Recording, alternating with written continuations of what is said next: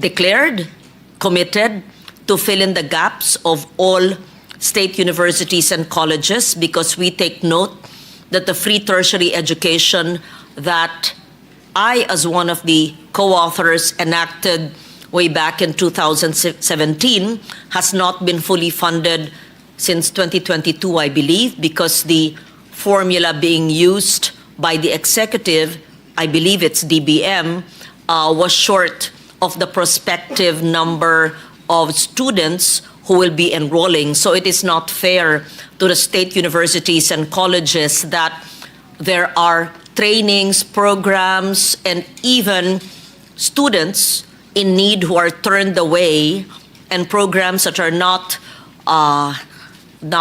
continued, supported because of the shortfall. And that is around 12.3 billion, a part of which will come from the CHED, and we are very, very grateful for our not just cooperative but forward-thinking CHED Chair, Dr. Shirley Agrupis. I put this on record so that we start on a positive note, seeing how agencies of government can help each other, and so that this formula in computing for the number of students in state universities and colleges is corrected, revised, so that in 2026 it is corrected already, and the CHED would not have to use and fill up the gaps in the coming years. So we thank you for that, Dr. Agrupis.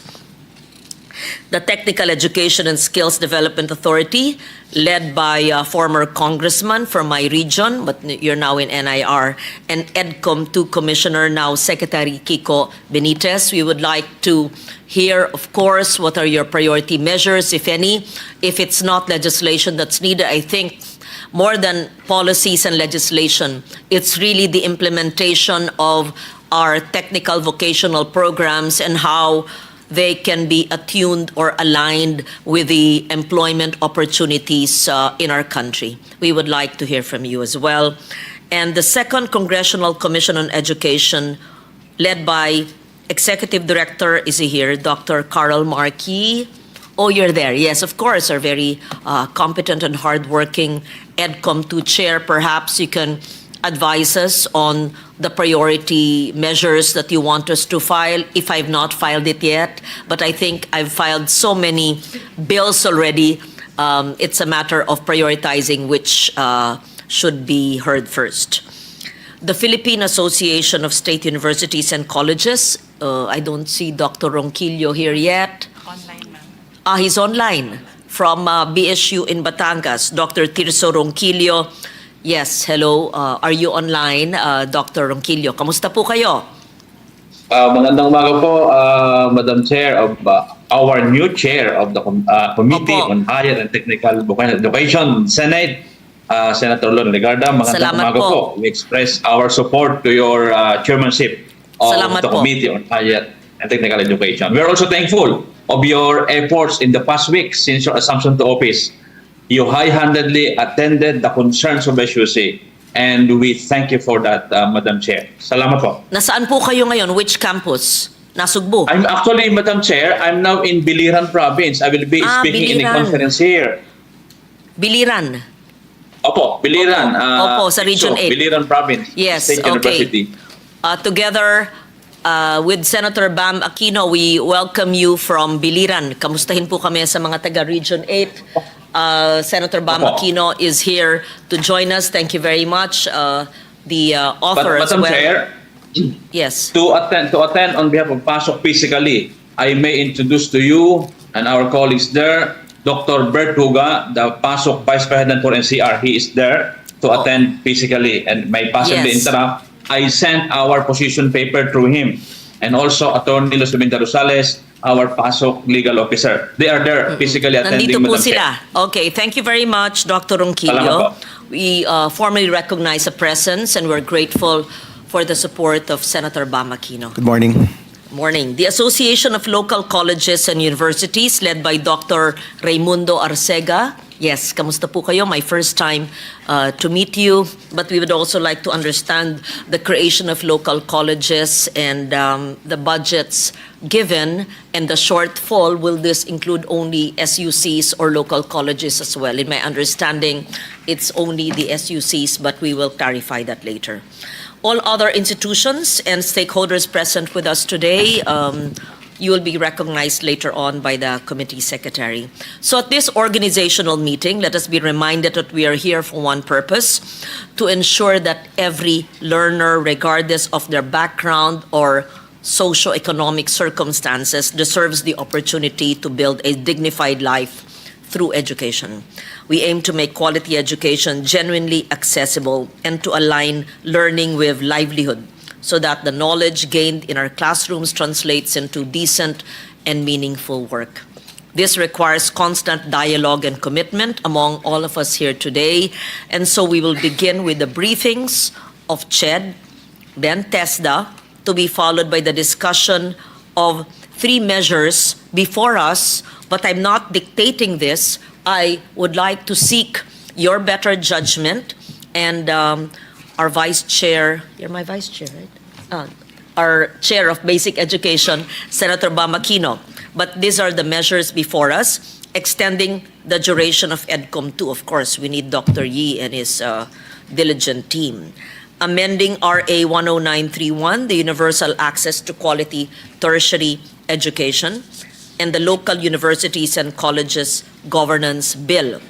So these are the measures, but give me everything filed so far under the committee, yes, because we may amend it, yes.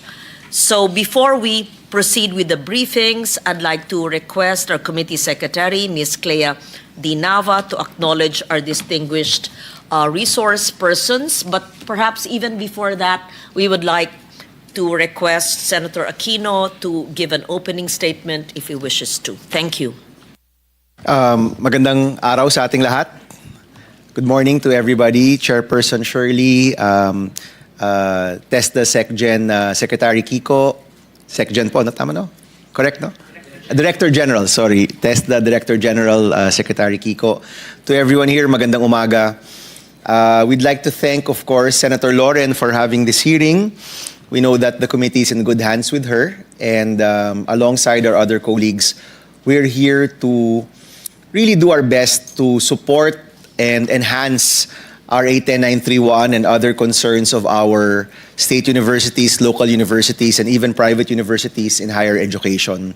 Alam ho natin na malaking bagay yung 10931 in previous years, but we also know that the implementation needs more support. No? Mas marami ho tayong mga reforma pa na kailangan gawin. Yung integration ng TESDA with our concerns and our goals for higher education needs to be better done. We do have a lot of concerns when it comes to our scholarships. In the last hearing with the SUCs, also well done by the Chairperson on Finance, and Senator Lauren was there. We expressed our concern about the lowering of the budget for the TES, or the Tertiary Education Subsidy, how it has gone down for the past 2 years. At yung balak po natin ay itaas po ito. Balak po natin na imungkahi sa Chairperson of Finance na itaas yung TES.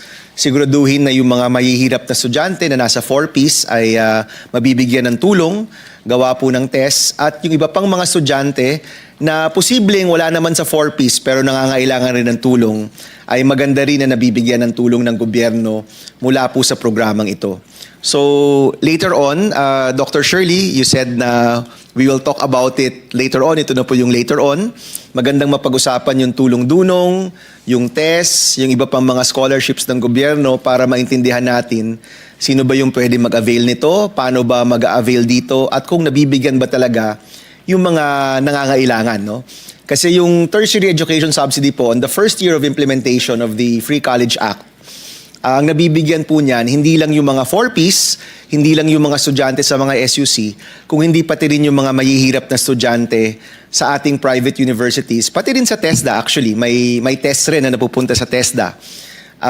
And through the past 2 years, pababa po yung budget na to So we want to understand bakit bumababa yung budget, bumababa rin yung per head na nabibigay sa mga estudyante over the past 3 or 4 years. We want to also understand why it's going down. And alam rin po natin, on the ground, nakakarinig rin tayo ng mga kwento na nabigyan ng tulong nung unang taon, nung pangalawang taon, hindi na nabigyan ng tulong, kaya nag-drop out. No? At yan po yung ayaw na ayaw po natin. Or nabigyan ng tulong ng 2 taon, lumiit, nung pangatlong taon, kaya napilitang mag-drop out. Palagay ko po yung isang magandang ilagay sa budget o kung hindi man po sa mga pag-aamenda ng 10931 ay dapat po siguro kung meron kang test on the first year at ganito yung presyo o ganito yung halaga, dapat siguro 4 years na yan, no? Para meron kang kasiguruduhan na meron kang tulong na makakamit. At the same time, yung amount na yan, dapat rin siguro hindi bumababa. Kasi pag binababa po natin yan, at alam natin kung gaano kahalaga yung tulong sa edukasyon sa napakaraming pamilya, kapag binababa po yan, nagugulo talaga yung pamilya. Yung mga magulang na noon umaasa dito sa tulong na ito, suddenly, kailangan umutang, kailangan maghanap ng bagong trabaho, kailangan mag-abroad, dahil walang kasiguruduhan dun sa scholarship na dapat nakukuha ng mga anak po nila. So, ito po yung mga nais ko pong malaman, and I hope that by December, by the time that we pass the budget, we will have an even a clearer scholarship program for higher ed. Sinasabi ko na pong scholarship program, Chair Shirley, no, hindi lang test kasi nalaman ko rin na marami palang iba't ibang pinagkukuhanan ng scholarships, no? So we want to have a comprehensive scholarship program going into the 2026 budget na kung saan mas malaki yung pondo, mas maraming nakakakuha, at yung tulong na hinahanap ng mga estudyante natin at mga pamilya po nila, nakakamit po nila. No? So we hope we can share all of this data today. Kung hindi pa naman po may bibigay lahat ng data pagdating sa finance hearing on CHED, pwede na naman po doon natin pag-usapan. No? But magandang simulan na po natin ngayon yung proseso. Let's find out already magkano ba yung total na scholarships for higher education, saan ba ito nakaalat, sino ba yung mga dapat makakuha nito, at paano ito nakakamit. At kung patas ba yung pagkamit ng mga scholarships na ito. My primary concern is really with CHED, but if Secretary Kiko also wants to share how they do it in TESDA, that would also be very welcome. Because my understanding is that we intend to really bring together the worlds of CHED and TESDA for even closer coordination para marami pong choices yung mga kabataan natin pagdating sa higher education sa kanilang buhay. So yun lang po, Chairperson. Maraming salamat po, Senator Lauren. Thank you, Senator Bam Aquino. We take note of the decelerating amount for tests, but we also take note that there are CICA, congressional amendments, even senators' amendments. It's been demonized as insertions, but they're actually very good amendments where we amend and add in the national budget, the GAA, scholarships for college students, sometimes not through CHED, through Tulong Dunong or TES, but directly to the state university and colleges. So when the CHED explains later on their NEP budget that may be going down, we also take note of the amendments or the addition, augmentation that are done by both congressmen and senators so that they have scholarships in all 114 including UP, or selected state universities and colleges in the respective district. And I myself would say that in the past years, on my 4th term, I've endeavored to include additional budgets for state universities and colleges. It is called a Senate amendment where I put 1 million or at least a little bit more, so 113 million in addition to the total General Appropriations Act. I say this in all transparency and so that the state universities are also accountable for the students they will select, who aside from the Free Tertiary Education Act have free libre na ang matrikula, pero syempre ang transportasyon, dormitoryo, pagkain at lahat ng pangangailangan ay kailangan na kailangan ng estudyante.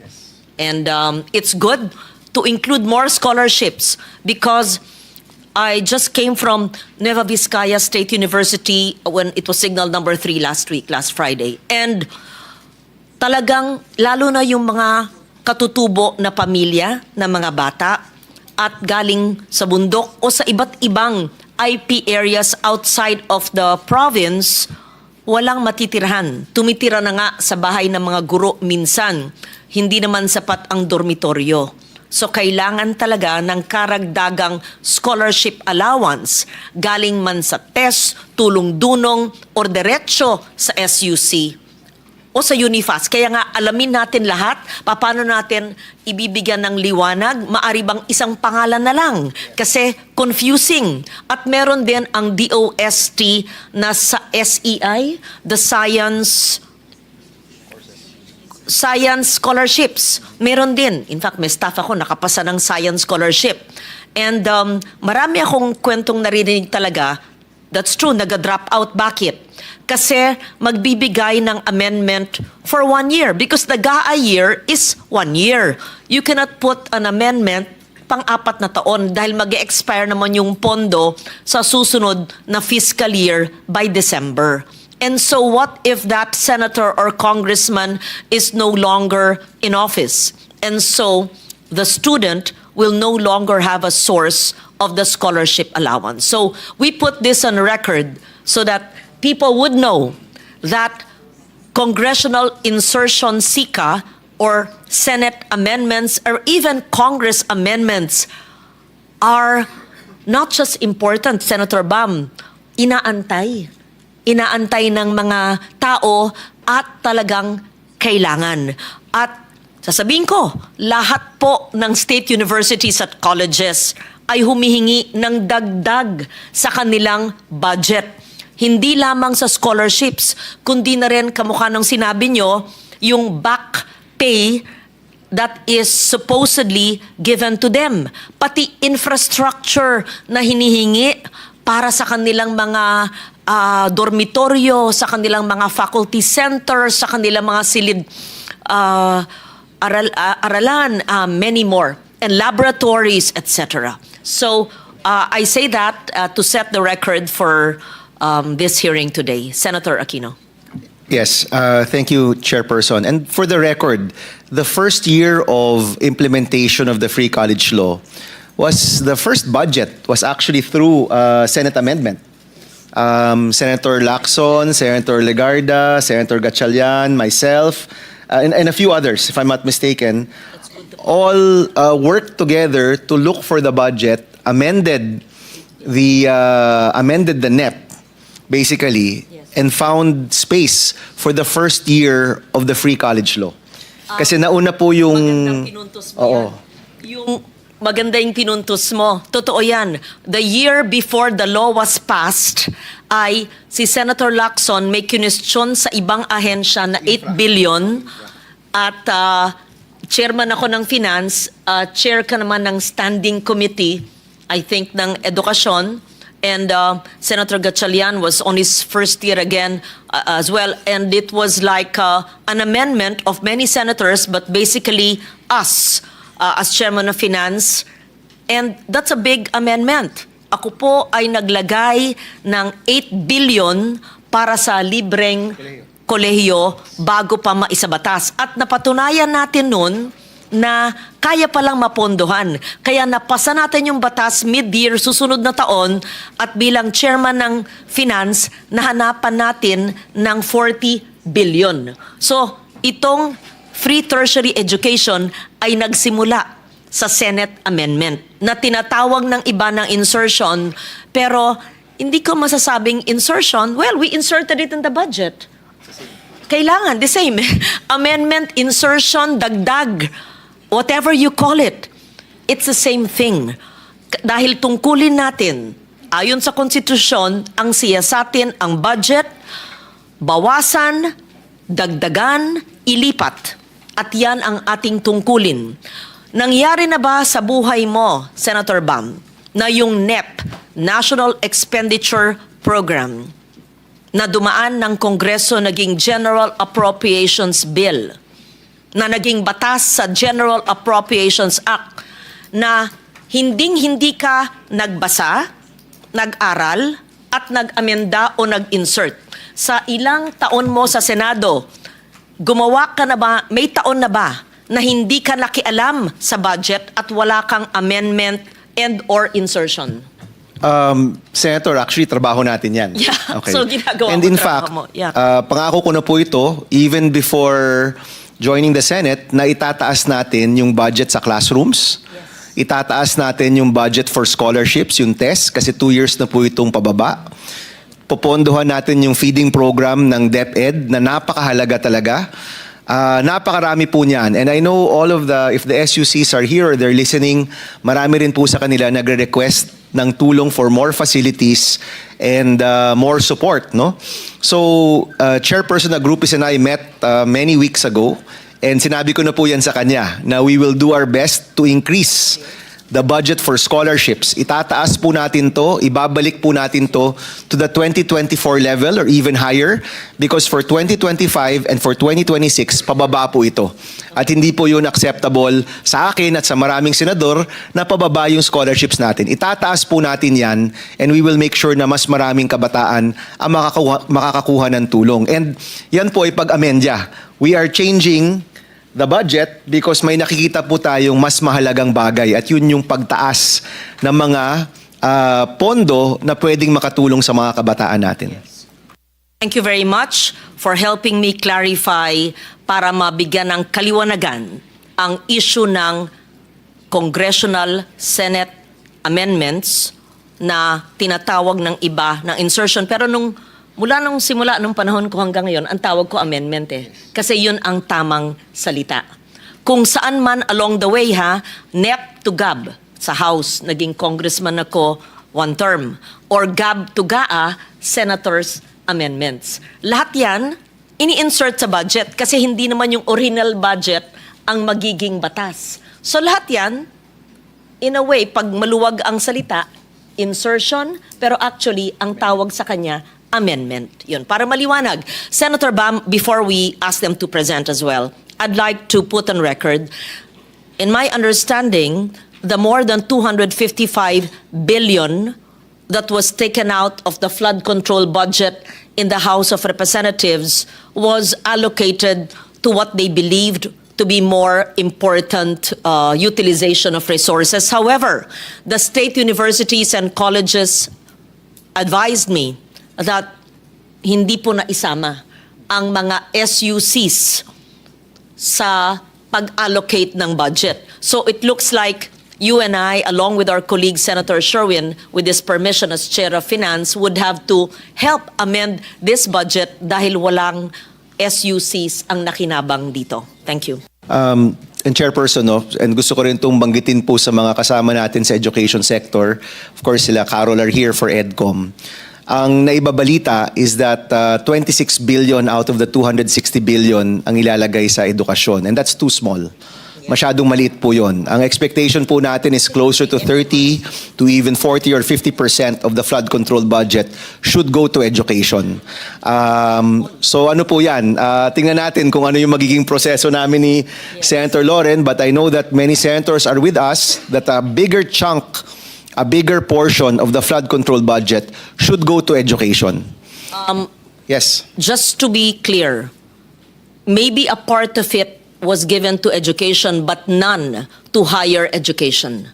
I am told, and I have the list, I don't want to preempt the list, none. I was told by all the SUC presidents and by CHED, wala pong nailaan sa higher education. And so it is incumbent upon us to put a higher budget coming from that source to higher education as well. Please help me there. Yes. Senator Loren, Okay. the other thing I'd like to mention is that pinag-uusapan lang natin yung 260 billion ng flood control. Siyempre, pag binusisi mo yung buong budget, may mahahanap pa tayo dyan na pwedeng ilagay sa edukasyon. So, definitely, there should be a bigger portion of that 260 that goes to education. Kung ako nga tutusin, dapat lahat na lang yan, ilagay na lang sa edukasyon. Ganun po kalala yung ating krisis sa edukasyon ngayon. But, let's say, malimita tayo dun sa 260 ng flood control. Yung pangunahing dokumento, which is the NEP, marami pa rin po tayong mahahanapan dyan na pwedeng bawasan, na baka hindi naman kailangan, at ilagay natin sa edukasyon. Ilagay po natin sa scholarship, ilagay natin sa classroom, ilagay natin sa feeding program. Yung mga priorities po ng gobyerno pagdating sa edukasyon, yun po dapat yung pinopondohan po natin.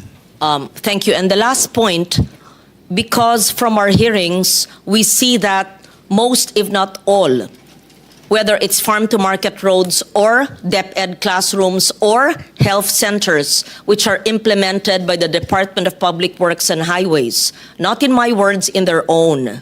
Most, some, perhaps all, ayokong lahatin, pero sa kanila nanggaling, ay marked up, meaning mas mahal. Hindi lang natin natuklasan ngayon, alam natin. Kung ganun po ang presyo, hindi ba karapat-dapat lamang na bawasan ang budget pero ganun pa rin ang kanilang program of works at implementasyon? Let's say minus 20%. And that 20%, assuming the budget is 700 billion and 20% will be 140 billion. And that those resources can be put in higher and basic education. So my point is, kung hindi natin bawasan yun, tinanggalan yung flood control, pero ikaw na nagsabi na hindi lang naman sa flood control, may paghahanapan iba. Paano yung FMR? Paano yung mga health center na inaamin nilang hindi umaandar at ibang overpriced? Paano pa yung iba na overpriced? So hindi dapat tanggalin yung FAT, at yung FAT na yon ilagay sa basic services sa edukasyon, both basic and higher ed. So I put that on record, and we will hear now the opening statement of CHED and TESDA as well. So I put that on record, the 2 points. I believe it will be the Senate's position that the 255 billion higher education must be given as well, and perhaps a bigger portion for basic education. And second, when we skin or take out the fat from the possible sources of corruption, hindi ko po linalahat, we're not prejudging, but it came from the output of the hearings, then perhaps to avoid corruption, you just take out a portion that is prone to corruption, and then it can be placed in education. Please help me in that. And of course, the chair of finance will be in charge of that realignment or reallocation. So thank you. We hear from Dr. Shirley Agrupis and former Congressman Director General Benitez. Thank you. Yeah, thank you very much, ma'am. Our Madam Chair of the Higher Tech Voc Education, Senator Lauren Legarda. Our champion in higher education, Senator Aquino, the Chair of the Committee on Basic Education. Distinguished members of the committee, our data advisor, EDCOM 2 Executive Director, Dr. Carol Markey, CHED's partner for the seamless education pathways for every Filipino learners, TESDA Secretary Kiko Benitez, our higher education support group. Of course, I should not fail to mention the Department of Budget and Management, and our academic community partners, both in the government and private HEIs, para sa matuwid na daan. Magandang umaga po sa inyong lahat. Thank you, Madam Chair, for this opportunity to present later on the Commission on Higher Education Directions and Priority. We consider this meeting a milestone because this is the opportunity for us to present the new direction of the Commission on Higher Education. It is our mandate that under the vision of a bagong Pilipinas, CHED is pursuing reforms that make higher education not only accessible, but also equitable, excellent, and future-ready. We are modernizing our systems, strengthening our institutions, and ensuring that every policy, program and partnerships contributes meaningfully to national progress. We are ensuring, Madam Chair and our beloved Senator Aquino, that our programs and policies are data-driven and needs-based. So later on, I will be presenting our direction and our humble accomplishment in our more than 100 days under the new CHED leadership. Again, marami pong salamat. Thank you, Chair Agrupis. May we hear from TESDA, DG. Magandang Thank umaga you. po, Chair Legarda, Senator Aquino, to all the education stakeholders and partners here. It's always a welcome opportunity when we gather together, because actually I believe this is a historic period for Philippine education as a whole, pushed perhaps by our favorite frenemy, as Chair Agrupis calls the EDCOM people, because coming from the other side of the aisle, now on the executive side, I realize how difficult it is pala to have Executive Director Carol Marquis giving your legislators data, no, from which to question the implementation of certain policies. But certainly, TESDA is an active proponent, no, of all the education reforms, and as a what's the word, foregrounding, I suppose. Sa lahat po ng education agencies, kami po ang pinakamaliit na budget.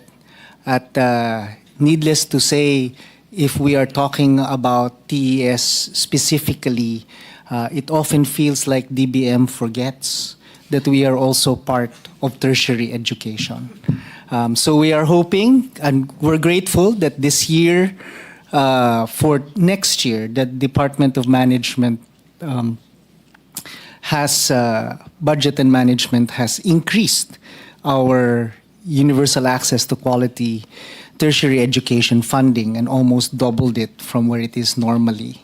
However, I would like to flag that given the data and the demands from our favorite frenemy, even that mom is insufficient, no, to address the universe of those that might otherwise be able to benefit from free TVET in tertiary education. I will be presenting at some point after Chair Shirley, of course, the general terrain of TESDA and TVET in the country, and I think many of the questions that Senator Aquino had will probably be already at least touched on, if not explained in the presentation. So I look forward for this morning's hearing. Thank you, DG Benitez. We'd like to hear from Pasuk, an opening statement on the bills that we are discussing today, and after Pasuk, the local government colleges, and then from EDCOM. Thank you.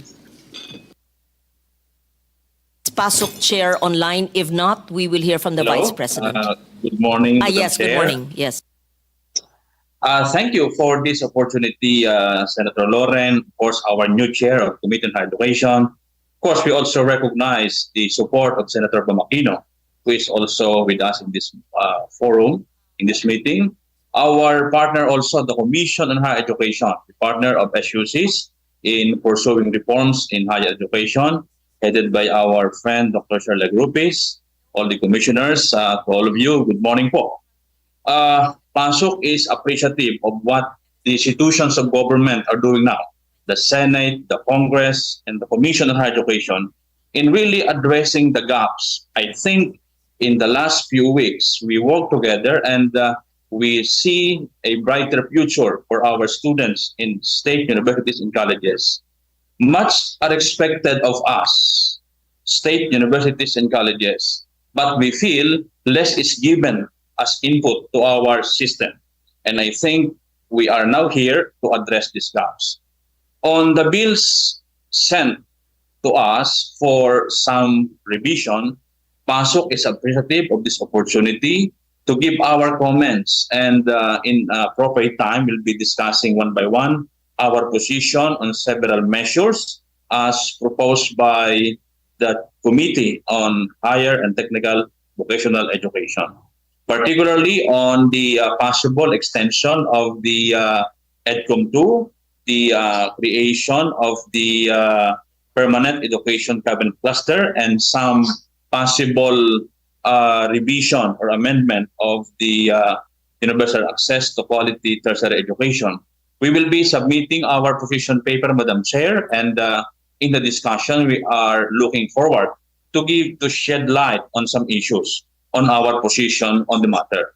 So, Madam Chair, I again thank you for giving us a space or opportunity to express our views and our insights on the proposed measures. Thank you, Madam Chair. Thank you, Dr. Ronquillo. May we hear from the local colleges head, please, President? Dr. Arcega. A pleasant morning to everyone. Thank you so much for inviting local colleges in this deliberation where we find UNIFAS free education, EDCOM 2 and 3 creation, and so with the Governance Act for LCUs, very critical for us. We tried to reconcile, Madam Chair, the proposed bill, that of Senator Lauren Legarda, Senator Gatchalian, Senator Escudero, and Senator Hontiveros.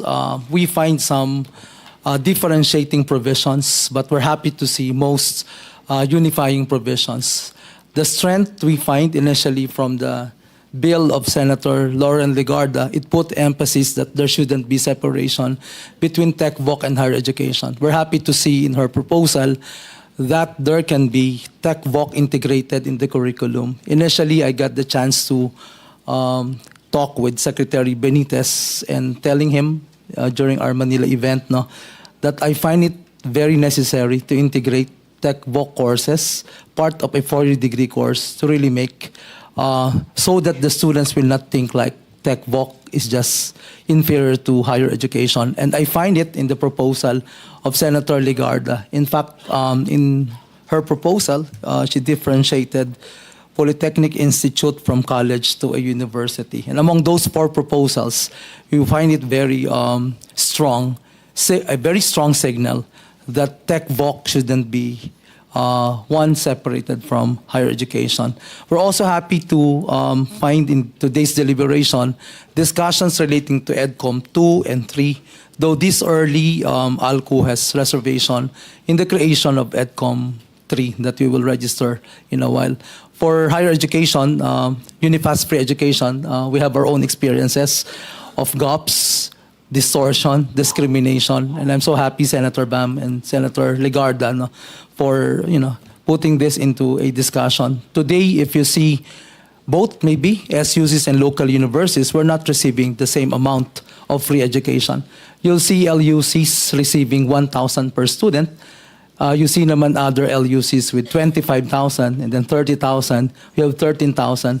How can we expect to have quality education, relevant, inclusive, and equitable if the amount of free education provided to LUCs is not the same? So I find this session a very enlightening session for us to share with you and to support the claim of Senator Bam that many have been forced to leave schools because they cannot sustain their enrollment in local university. I'm talking only for LUCs. I'd like to believe it's also applicable to SUC, that not all SUCs similar to LUCs are receiving the same free education.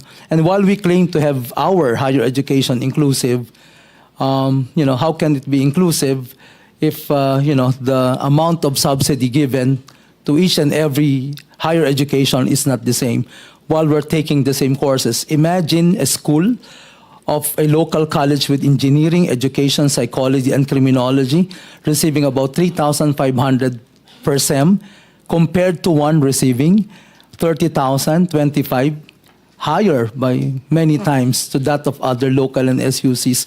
We cannot expect the same outcome and the same result of board examination. So once again, Senator Lauren, thank you so much for inviting us, and we look forward to a very exciting session today.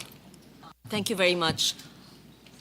I'm glad you mentioned about the extension of EDCOM 2. May we hear from Dr. Carol Marquis, and perhaps that should be first on the agenda because we'd like to focus on the extension of EDCOM 2 so that upon assumption in November, I can sponsor it and hopefully it can be enacted into law before the end of the year with the support of Senator Baum. I hope this has also been filed in the lower house. Yes, and I hope it should move there as well so that we finish everything before December. Yeah. Thank you, Madam Chair.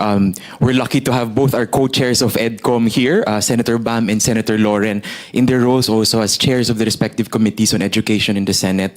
We'd also like to acknowledge that Chair Legarda has filed 7 of the most critical bills in higher education that was proposed and agreed by the EDCOM commissioners, and 3 of which we will discuss today. The amendments to RA 10931, particularly on the tertiary education subsidy, the Lux Governance Act, and also the EDCOM 2 extension. The other critical bills include the amendments to the charters of CHED and TESDA, which were actually birthed from the first EDCOM in the 1990s. Kaya pareho po silang 1994. There have been a lot of developments, a lot of changes in the context of our education system and our learners that are not as responsive anymore in terms of the current charters of both agencies, which is why after the hearings with CHED and TESDA by EDCOM, it was decided that such amendments will be filed, and we are grateful for the leadership of our co-chairs in filing these bills. I think we also just want to highlight the importance of the budget as was discussed by our co-chairs. Marami pong compounded deficits talaga sa education system natin, sa basic ed at sa higher education at sa tech-voc. At kulang po talaga yung 27 billion kasi sa classrooms pa lang, napakarami ng backlog na kailangan pong tugunan. Kasama pa dyan yung mga na-earthquake last week, yung mga nasisira because of typhoon, among others. Pagdating po sa budget sa higher education, we also just want to highlight yung moratorium ng tuition fee ng SUCs since 2018, more than 5 years na kailangan na talaga pong tapusin through the composite fee from CHED, as well as the optimal carrying capacity of SUCs also being done by Unifast. Kasi important po yun kasi despite inflation, 5 years na pong hindi nagbabago ang tuition fee ng mga SUCs. So something to look at apart from the needed additional resources for the tertiary education subsidy. So these are all very timely and much awaited reforms, and we are glad that on the 3rd year of EDCOM, we have reached this point that it is very clear what the solutions are, and the legislative measures to be able to tackle them are now in the committee for discussion and hopefully resolution in this Congress. Maraming salamat po. Thank you very much. The committee secretary will take note of all of those who are present here today, after which we will hear the comments on the extension. First, we do the EDCOM extension. Then after this, we can do the committee report for the extension of EDCOM 2. Then I can sponsor it, not on Friday, in November, yes. But first, all those who are present online and present here live. Thank you. Thank you, Madam Chair. We would like to acknowledge the presence of our distinguished guests and resource persons. From the Commission on Higher Education, we have Dr. Shirley Agrupis.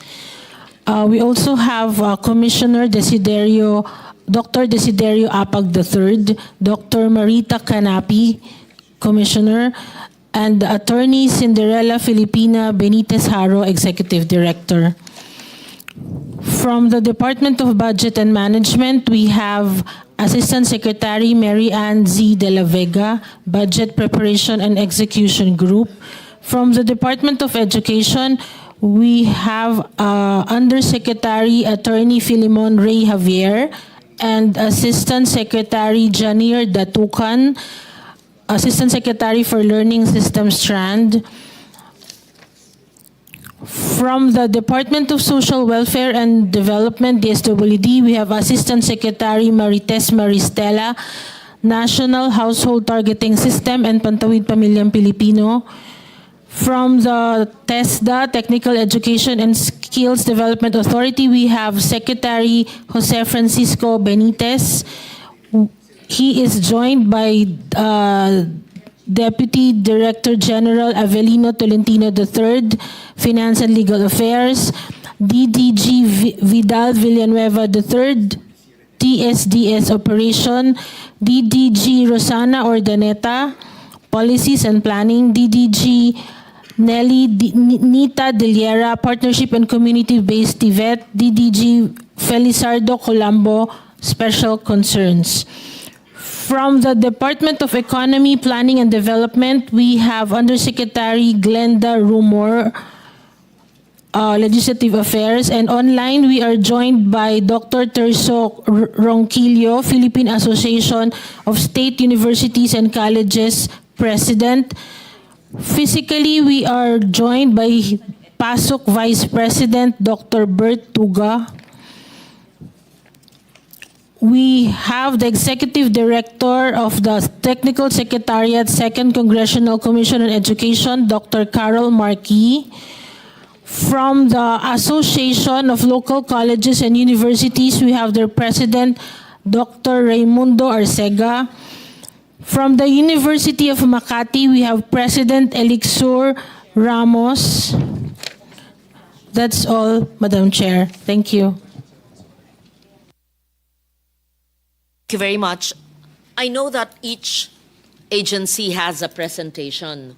Can you kindly submit your presentation's soft copy to our offices? And since we know more or less what you are about to say, we can go to the questions already. But I'd like to start, with the permission of my co-chair, with the EDCOM 2, so that we already finish the issue of the extension of EDCOM. Yes. Give us, please, Dr. Yee, the justification for the extension of EDCOM 2, and are all the outputs of the present EDCOM already shared with the institutions that need to know it? Yes, ma'am. What are the actions, recommendations that need to be taken to effect the recommendations? Right. Thank you. Thank you, ma'am. So, based on RA 11899, the mandate of EDCOM is for 3 years to do research and then to propose policy recommendations and legislative measures that will address the learning challenges faced by our students from early childhood all the way to higher education. As you know, I believe most of you have gotten copies of the reports and the studies. For the past years, we've been releasing annual studies of EDCOM and have also put forward a lot of the legislative measures that were informed by these studies, and many of them have been turned into law, some of them still in the pipeline for legislation, currently being heard by respective committees in the Senate and in the House. In terms of the final report of EDCOM, which will be released this December based on the law, we are on track in terms of submitting the National Education Roadmap for the next 10 years in terms of priority targets as well as resource allocations to address the learning difficulties faced by our students with a focus on early childhood and key stage 1 as well as the inequities that are in our system, as we have noted, for example, in higher education and in TVET. Now, the wisdom of our legislators and commissioners in EDCOM is that while we will finish all the duties of EDCOM in relation to the studies, the filing of the bills will still take time to complete in order for them to turn into law, as well as for oversight so that the implementation of the executive side in terms of the policy recommendations to be completed faithfully and also to be resourced strategically still needs to happen. And therefore, the extension of 1 year will allow us to do both, to finish the legislative measures that are still in the pipeline, and second, to ensure that there is continued, consistent oversight that takes advantage of the, I would say, maybe the expertise of our standing committees, advisory council members, as well as the data that we have accumulated so far to inform the strong oversight to ensure that all of the executive recommendations are implemented by our colleagues in DepEd, CHED, and TESDA. I'd also like to highlight though, noong 1994 po, pagkatapos ng unang EDCOM, ang kahirapan po nila, may resistance ang executive branch sa proposals ng legislative branch. Kaya hindi lahat ng proposals ng EDCOM 1 natupad.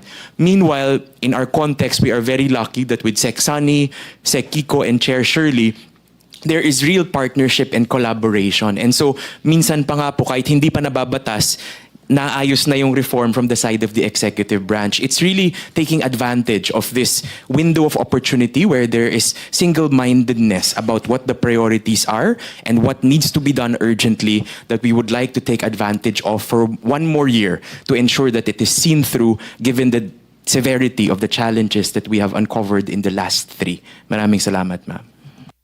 Thank you very much. Let me just put on record as well that the budget of EDCOM is never included in the National Expenditure Program, even if it is created by law.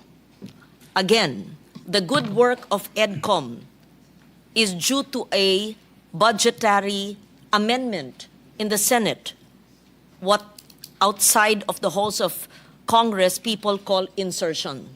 So ang sweldo, ang pag-aaral, research, at lahat ng ginagawa ng EDCOM na napakagaling at ang matulungin sa aming lahat is due to an amendment which is called an insertion.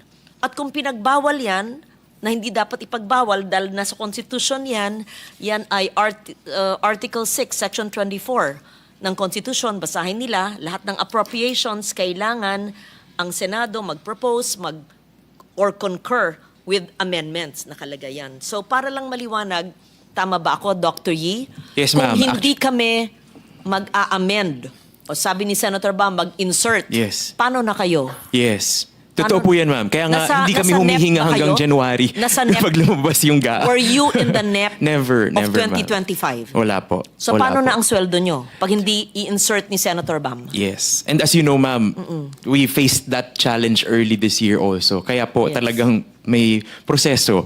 And the support of the leadership from the legislative side is critical to make our work possible. Yes. Dr. Yee, are you asking then the senators present here to amend the budget? If we pass it into law, and that's the extension, both houses, it's not in the NEP of 2026, then we would have to... To insert Okay. funds to ensure that the operations of EDCOM can continue Yes. next year. Okay. Because it's not in the NEP. So, yes.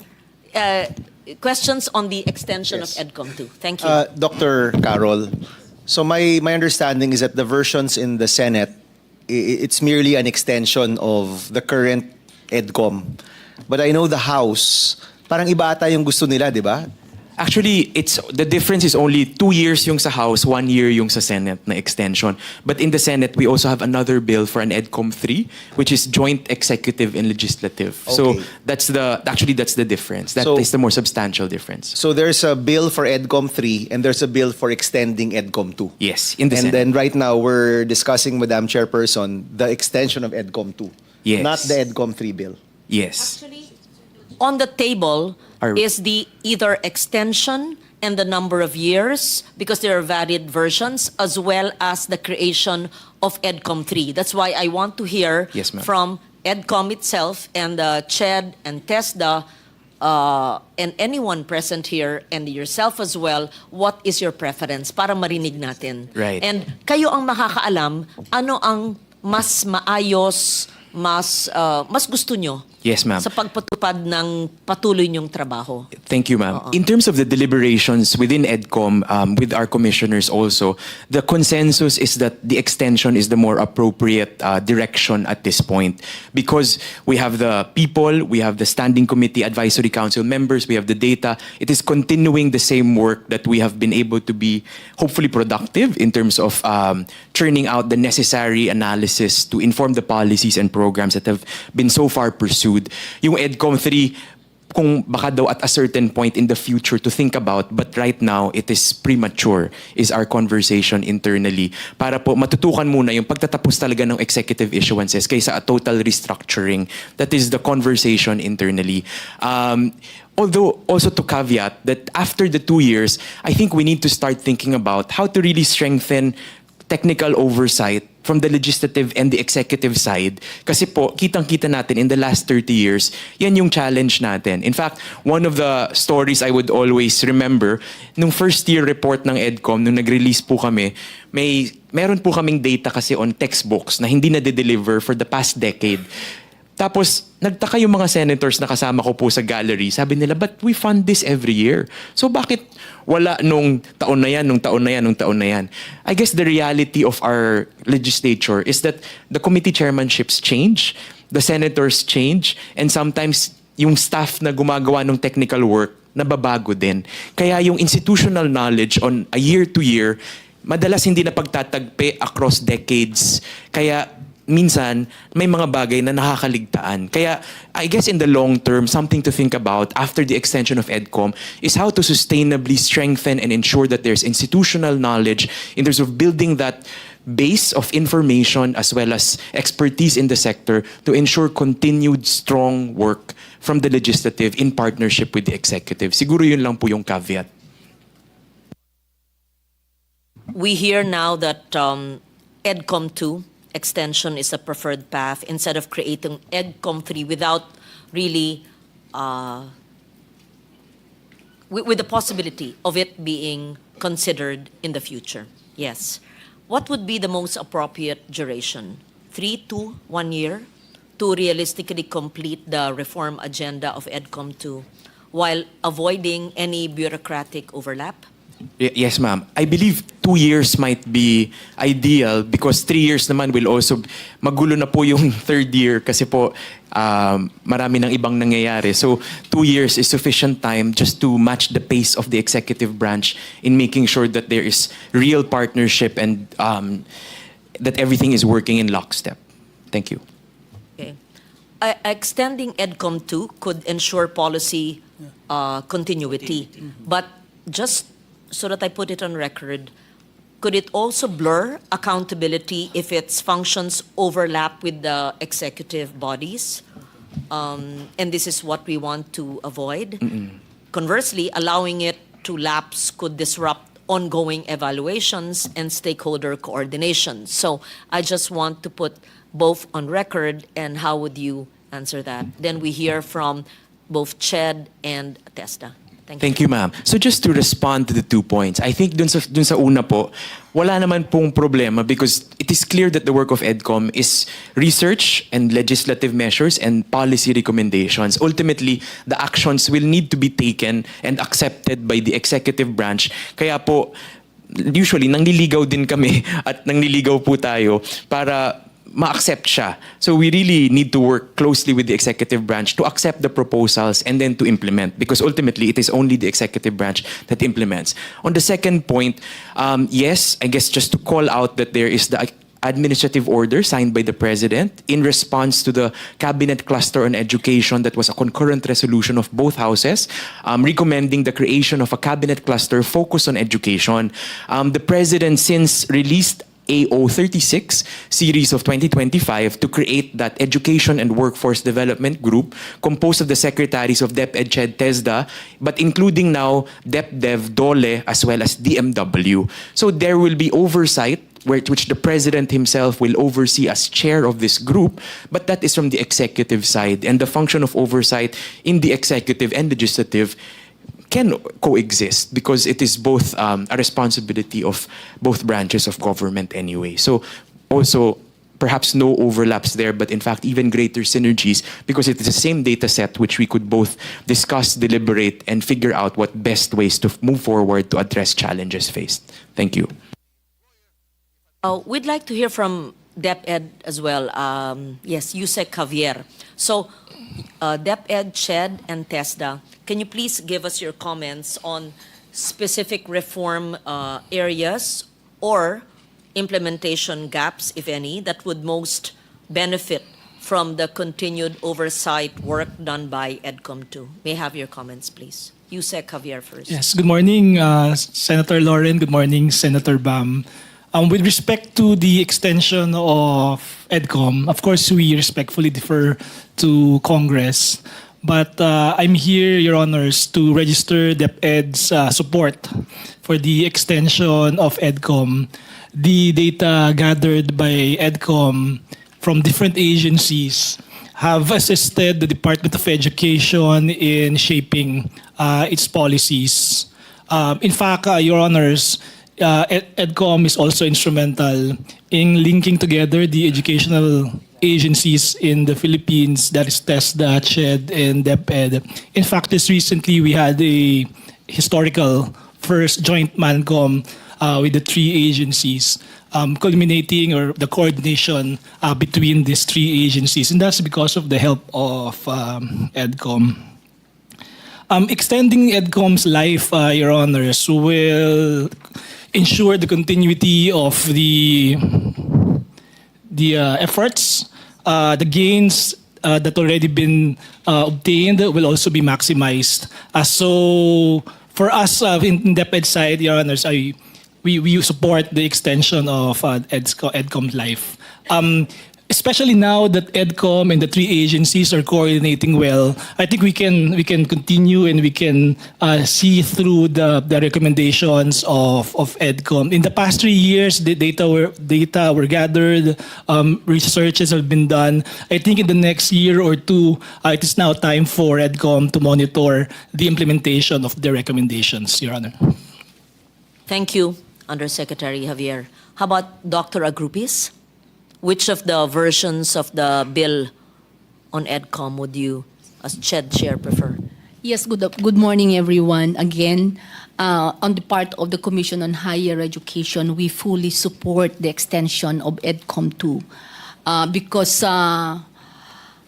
overwhelmingly, the data that is being generated by EDCOM is really very helpful to us in terms of planning and setting priorities.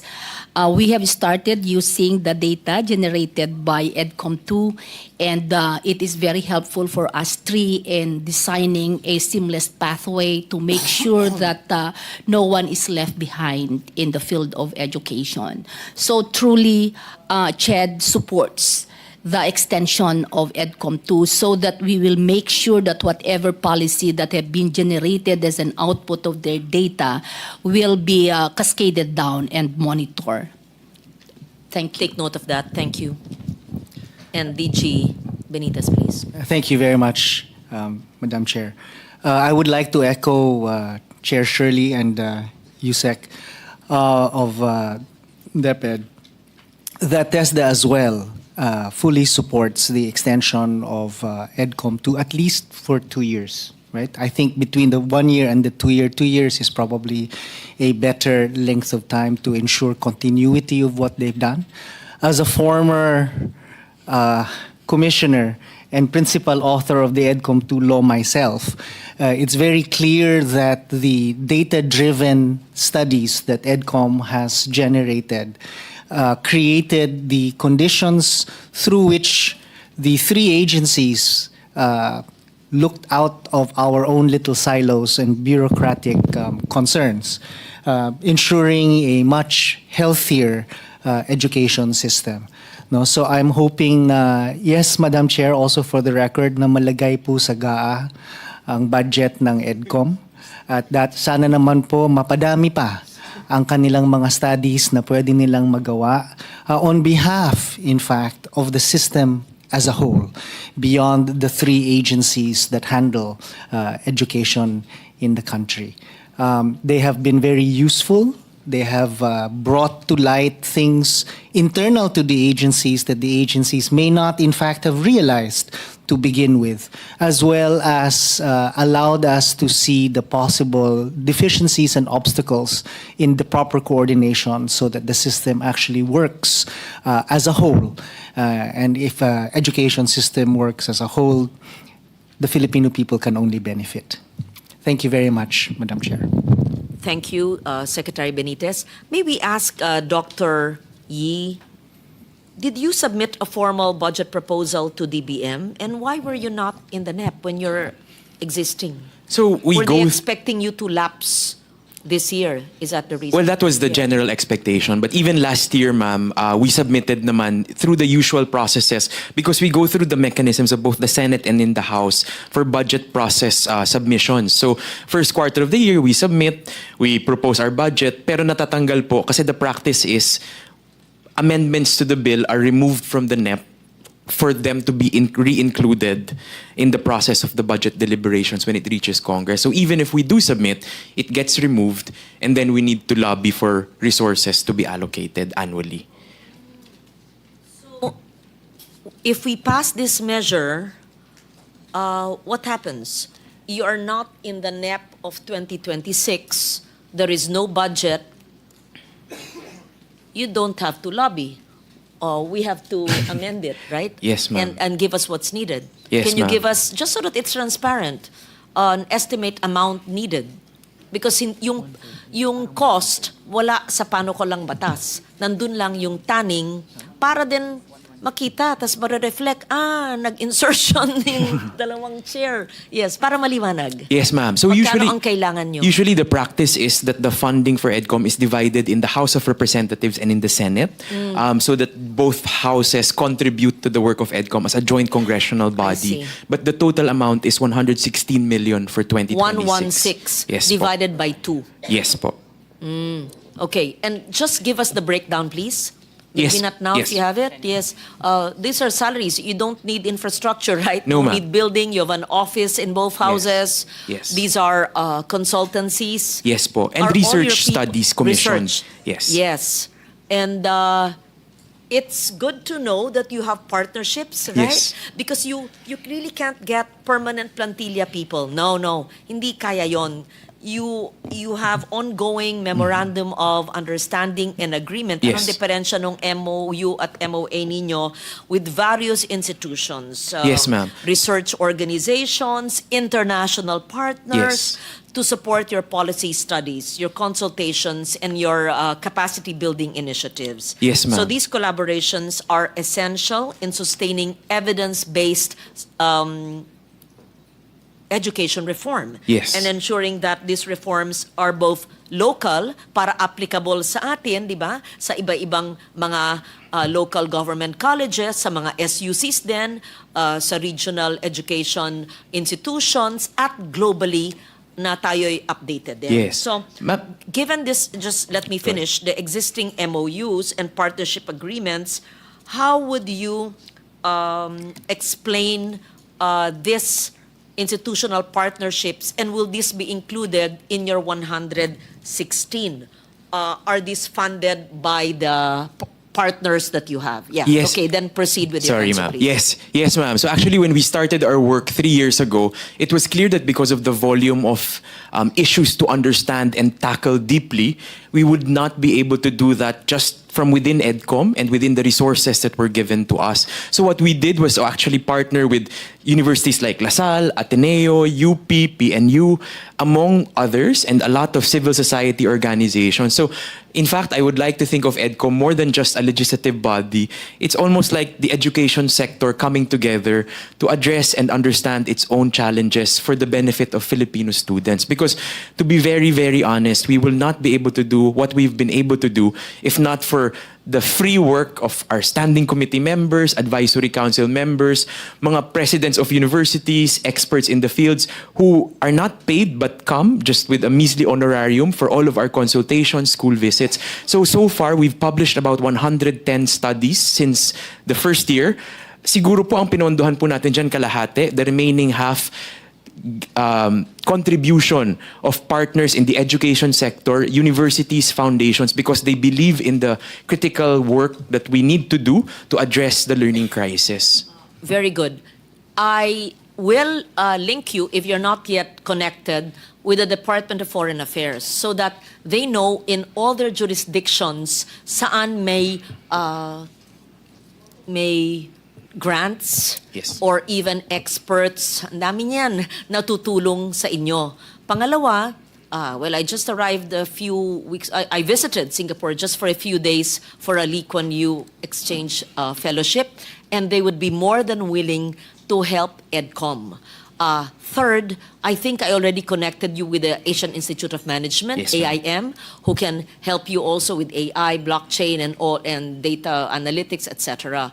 And fourth, the Zoological Society of London has the Nature Campus, and they really wanted to have our educators here be present there and to do science collaboration. So there's so much international linkages that can be done, and I'm sure you can do that in the next 2 years. But perhaps explain to us more.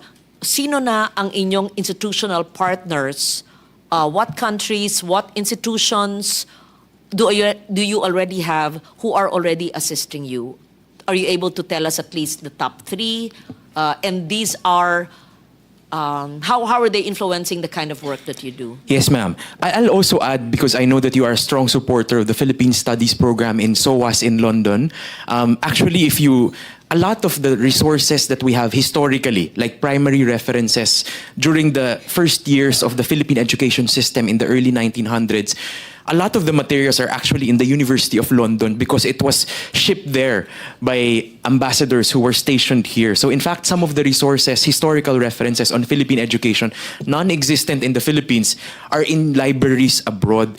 And so one thing that maybe we could request for your support, we need to digitalize all of these historical references because we need to support honest-to-goodness scholarship of Philippine education studies and reforms. And we can only do that with these primary references. And some of them in Madrid, some of them in Washington, D.C., the rest in London. So that still needs to be done po, just to put that on record. Just kindly list the institutions where you need to utilize or request for their digital copy of research and files and studies that they have. Yes. You don't have to pay. We'll request it through the DFA to our respective offices. Second, I'm glad you mentioned the Philippine Studies program, which I actually started it just as an idea in 2016, just in SOAS, because we were the only Southeast Asian country without a course on the Philippines. Yes. And the reason I asked them was,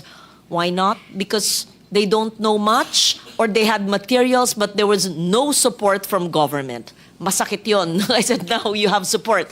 And now we have a continuing Philippine Studies program in more than 25 countries, including Complutense in Spain, including RUR and in Bochum, in Bochum, RUR University in Bochum, and 25 all over, including not only in universities but even in institutes like the Yusuf Isaias Institute in Singapore, and many others. So we will give you the Thank you, list ma'am. and the contacts for all these institutes and or universities. And kayo na ang mag-coordinate what are the materials that they have, I'm sure they have, on Philippine education, and not this. Let's not limit it to education, on culture, on science, that you can avail of. You'll have such a huge library, digital library then, if that happens. Yes, and ma'am. then what to do with those information, we leave it to you. Yes, ma'am. Yes. Thank you. So just to respond to your earlier Yeah. question, ma'am, on the researches and what critical examples, for example, PIDS, for example, our partnership, I think we have already published more than 20 studies with PIDS, but one of the most prominent or important in terms of informing the body of work that we have pursued is they were able to highlight for us the very low participation rates in early childhood, only at 21%, despite all of the laws that we've passed to support the early years. They've also highlighted for us that in terms of the supplementary feeding program initiatives, there is some deficiencies in funding that result in there being no nutritional differences of those who receive the nutritional supports or interventions and those who do. And so the effectivity of the program was clarified for us, and the solutions also from there.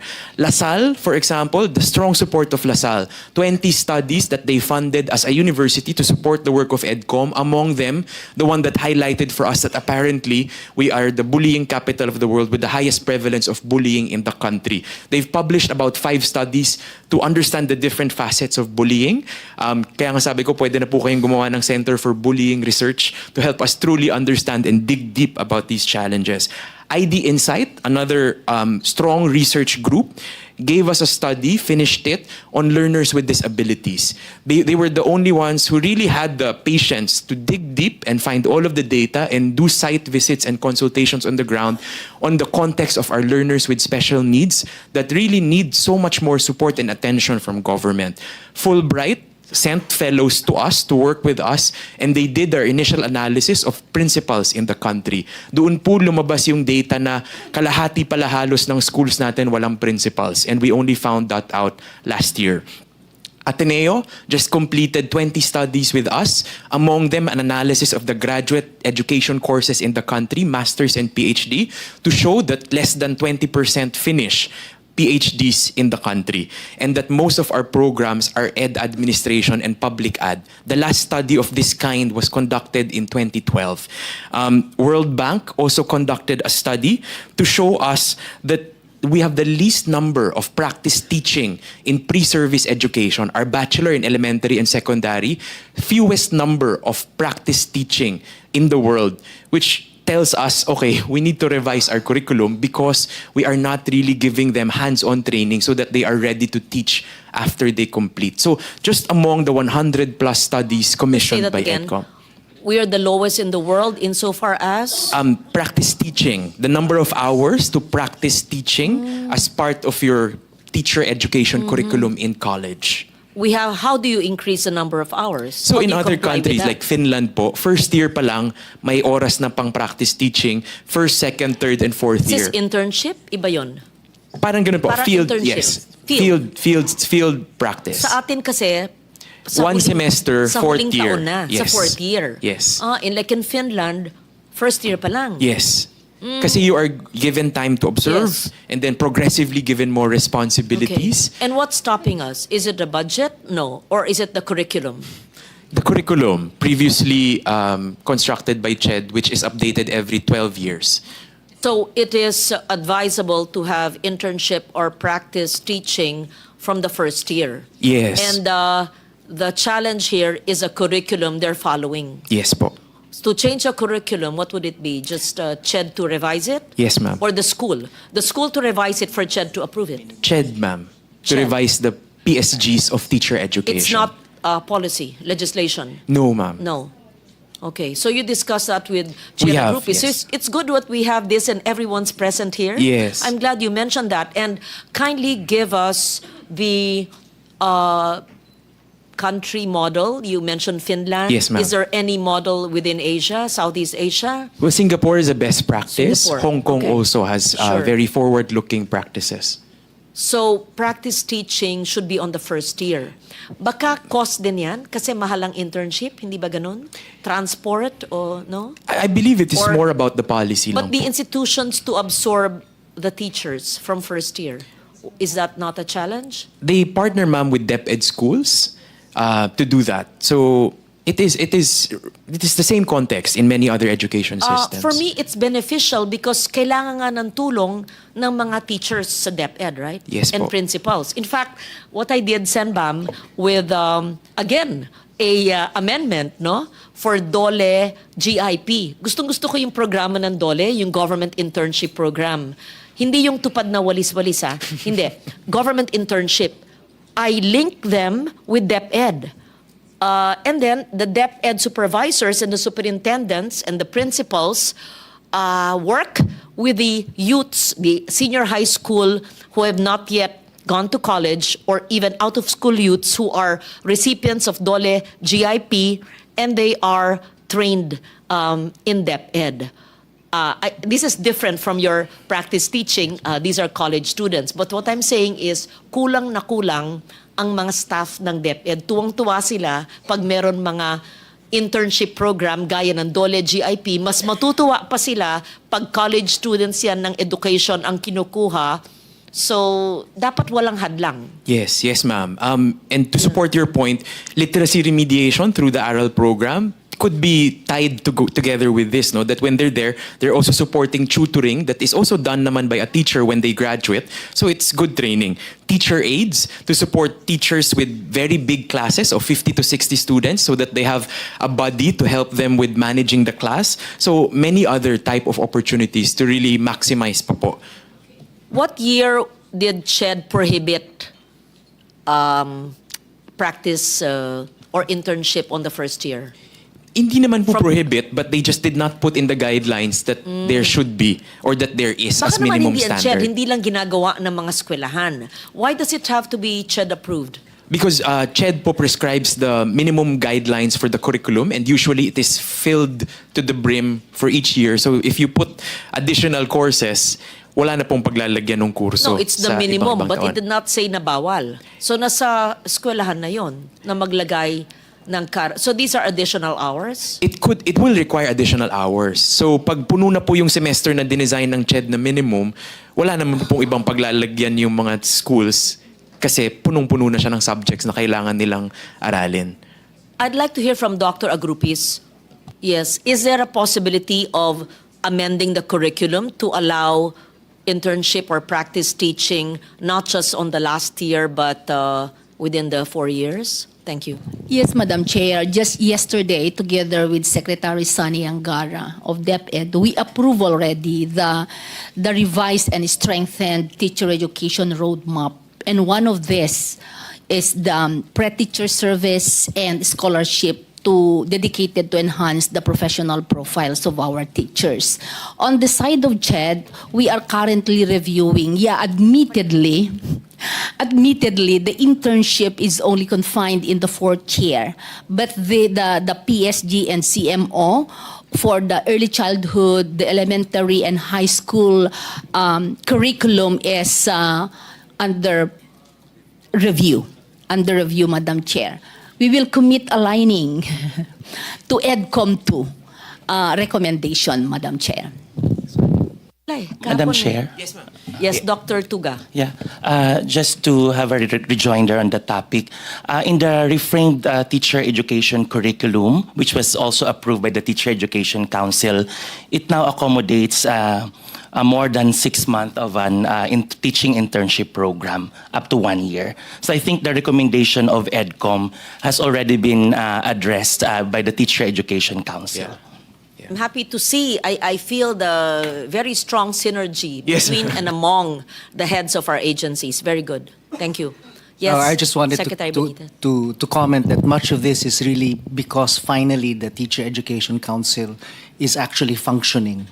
And the Teacher Education Council's functioning is also due to EDCOM studies of the gap in the functions of the system. No? So all of this review, Madam Chair, was also really, to my mind, initiated by the studies of EDCOM. Therefore, the extension of EDCOM, I think, is a important step, no, that we can take as a country to ensure that these kinds of reforms continue to be data-driven and driven by actual studies. Kasi kung minsan hindi natin nare-realize na sa totoo lang, simple lang ang solusyon. Pero hindi natin naisip because we did not sit back, look at the terrain, and then make a policy decision. Madam Chair. I will say no more, and I would like to state that we hear it loud and clear. EDCOM has done wonderful work. Thank you for your dedication.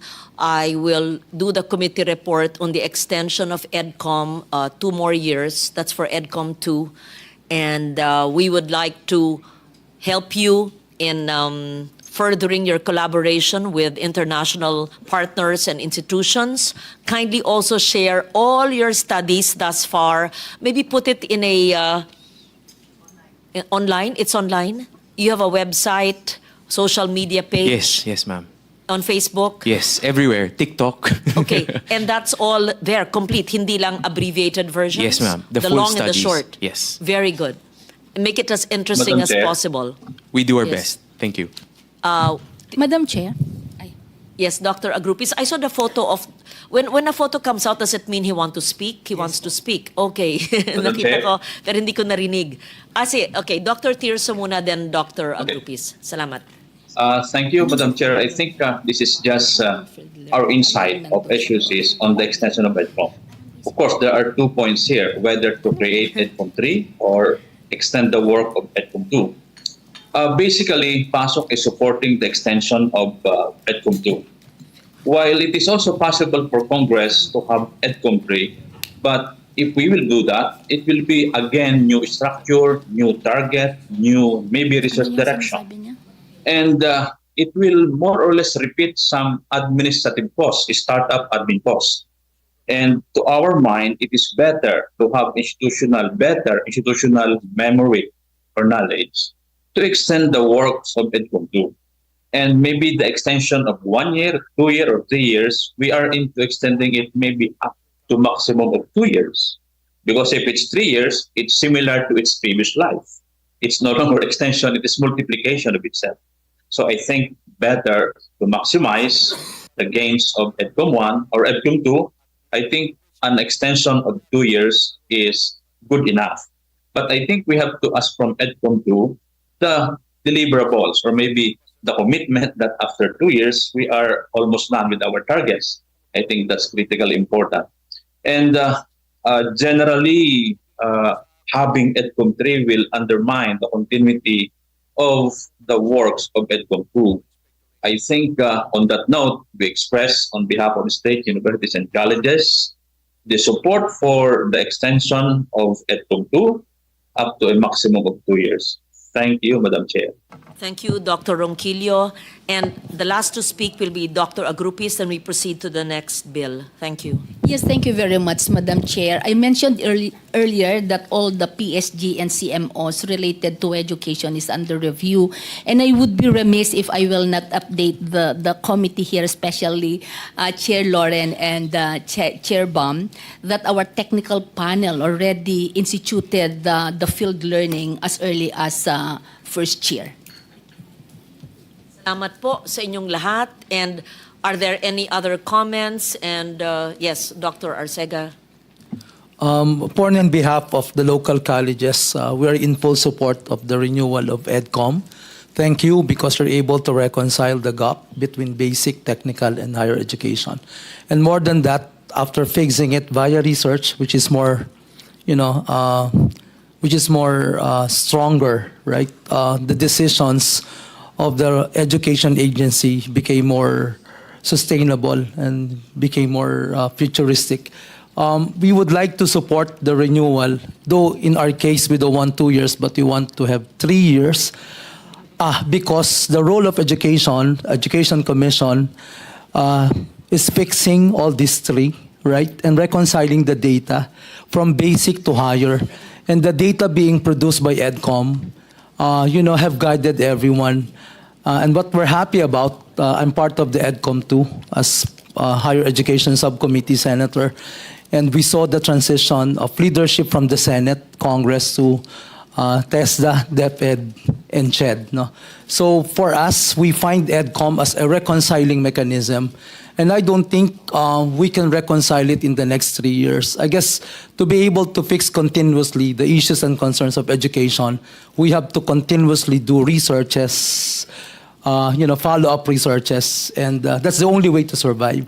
Maybe beyond, for personal reasons, it's 3 years, no? But if the majority would have 2 years, I don't have any problem. But we see the role of EDCOM, a long dream of having someone to reconcile these three without creating another super education agency. The data, it's a reconciling mechanism, and EDCOM took 3 years to bring people together. It allowed EDCOM to bring all of us from private, higher education, from the industry, and we don't want to miss that opportunity to continuously reconcile the gap with all the stakeholders together, defining what's the best for Philippine education. And more than that, we'd like to thank the Secretariat. It took 3 years for Carl, to bring all these people together. I know that they are in EDCOM not by accident, but for a vision. Thanks for the 2 reports you gave, the miseducation. And the second report is fixing the institutions. And we haven't realized yet, that fixing the institution. We just started, I guess, fixing the institution as an urgent call.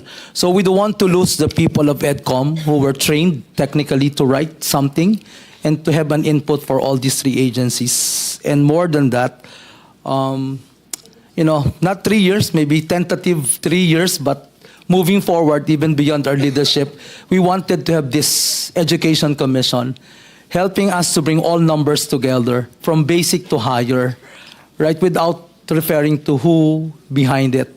EDCOM made the education institutions more apolitical, and that's the reason why we made things very, very quick in the last 3 years. So we are in support, Madam. Thank you. EDCOM. We take note of that, and nothing will stop us from making the 2 years 3 years because there's a pending bill of Senator Hontiveros that's actually 3 years, and the House version is 1 year. So we'll ask them to adopt our version for 3 years. I'm amenable to make it 3 years up to December of 2028. Yes. Professor Ramos of UMAC. Thank you. Magandang umaga po. Thank you very much, Madam Chair. Actually, when EDCOM 2 was constituted, when we had our initial meeting, madami pong priority areas na nalista. Kaso hindi po lahat na take up. Because nga, kulang din yung oras. So, nung pinag-usapan namin to, in-identify lang, ano yung kaya talaga nating matugunan doon sa 3 taon na binigay sa atin. So, madami pa po doon mga nalistang mga problema na kailangan ng reform, kaso hindi na namin pinagtuunan ng, kumbaga, attention o binigyan ng proper designation to work on because we just really identify the priority area. So if there will be an extension, then hopefully ito pa po mga ibang mga problemang ito na patungkol sa edukasyon ay matugunan din at mabigyan po ng pansin. Yun lang po. Maraming salamat, ma'am. Thank you very much. We now proceed to the next bill, and Senator Aquino has the floor to give his comments or questions on the amendment to the Universal Access to Quality Tertiary Education Act, focusing on the education subsidy, the TEST. Senator Bam Aquino. Thank you, Madam Chairperson. Siguro po for reference, pwede natin gamitin yung CHED, the CHED slide 56 as reference. We can flash that. So Chairperson Shirley, ang tanong ko, not on the specifics of the bill yet, but just to get a bird's eye view in terms of the scholarships available for our students. No? So kung malagay po ninyo yung slide 56, meron nakalagay dito, free higher education SUCs 26 billion, free higher education LUC 6.7 billion, TES 20.7 billion, tulong-dunong program 0, CHED Unifast Operations 17.2 million, and then TESDA, the test ng TESDA is at 6.4 billion for a total of 60 billion. In the succeeding slides, naka-breakdown rin po dyan yung iba't ibang scholarship programs or mga STUFAP, no, if I'm not mistaken. You have the CHED Merit Scholarship Program for 1.4 billion. You have the SGD SIDA for sugarcane industry workers, 65 million. Meron ka for medical technologists, although no budget was given. There's about 12 sub-items here. Some are funded and some are not funded. Ito na po ba lahat ng scholarship na meron ang CHED or minamanage po ng CHED? Yeah, thank you very much, Senator Bam. What is listed here is 1 to 12. We specifically decided to separate the tertiary education subsidy because we call it as a subsidy because most of the time it is not merit-based but based on the qualification as mandated by law, which is the 4 Ps. Yes, as of now, we have 12 scholarship that is being managed by CHED. Okay, so the 12 scholarships are for specific groups of people, may specific conditions, and lahat po ba ito merit-based? Not necessarily, di ba? Yeah, hindi naman po. Okay, but these are smaller. Definitely, they're smaller in amounts. Yes, Senator. Okay, so itong 12, paano po ito ma-avail? How do I avail of these 12? No? So for the record, you have the CHED Merit Scholarship Program, which is the biggest. No? You have a grant for sugarcane industry workers, dependents, future medical technologists, future statisticians, Bagong Pilipinas Merit-Based Scholarship Program, which is new, Agricultural Competitiveness Enhancement Fund, Grants in Aid for Higher Education Program. So I'm assuming for children of agricultural workers po ito. Tama po ba? No? Tama naman, no? Yes. Meron kang coconut farmers, merong staff and faculty, although I don't know why that's included here, but this is not for students, no? You have for instructors, meron kang for medical students, and meron ka ring for medical scholarship and return service, which is almost 1 billion. So these are your other programs. No? Who manages these programs, Chair Shirley? Yeah, this is being managed by our OSDAS, and it is headed by a directorate. And I would like to highlight here that every scholarship being managed by CHED is supported and through a guidelines. Like for example, the coconut, there is a specific guidelines that all the grantees should be the children of coconut what's that? Farmers and involved in the coconut industry and so on and so forth. So ito ho, paano makaka-avail? Kunyari, anak ako ng coconut farmer at merong specific program ang CHED for children of coconut farmers. How do I avail of this scholarship program? This is in partnership with the Philippine Coconut Authority, and the Philippine Coconut Authority provides us a list of qualified farmers for us to implement. And is this a cash grant given to them or this is passed through the schools? Yes, ma'am. May I request Yes. the director for OSDS for a more concrete answer even Sure. it comes to number. You may join us, Director. Ano naman po ito? For information lang to, para lang transparent tayo sa mga scholarship programs. Director, what's your name? Good morning po. Cor po, Director Cor po. Cor? Cor Cabanilla po. Apo. Sorry, Cor is your first name. Corina po. Corina, your nickname is Cor. Apo, Okay, yes. Director Cor. Yes po. Is this given out in cash or is this given through the agencies? Is this given through the schools, for example?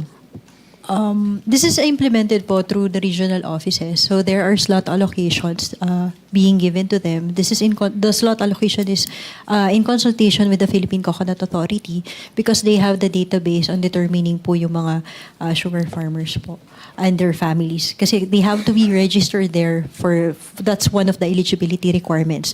To answer your question, sir, it is sometimes it is given directly to the scholar, sometimes it's given through the school.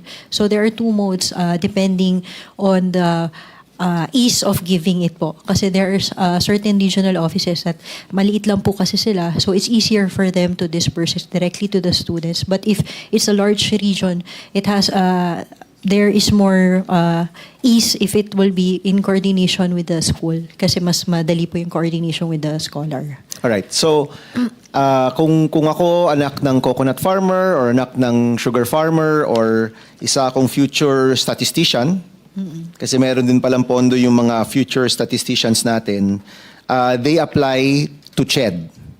Yes, sir. There would be an open call for applications if there is available budget.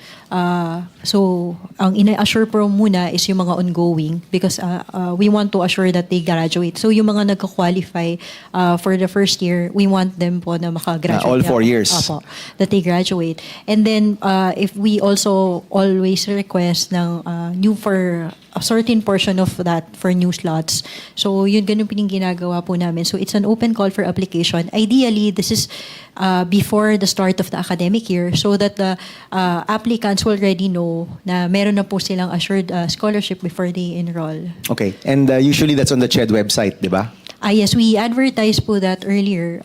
Siguro po by ideally po second quarter of the year to before po mag-August, nagbibigay na po ng information so that they can apply po. So my understanding is meron kayong open call sa website.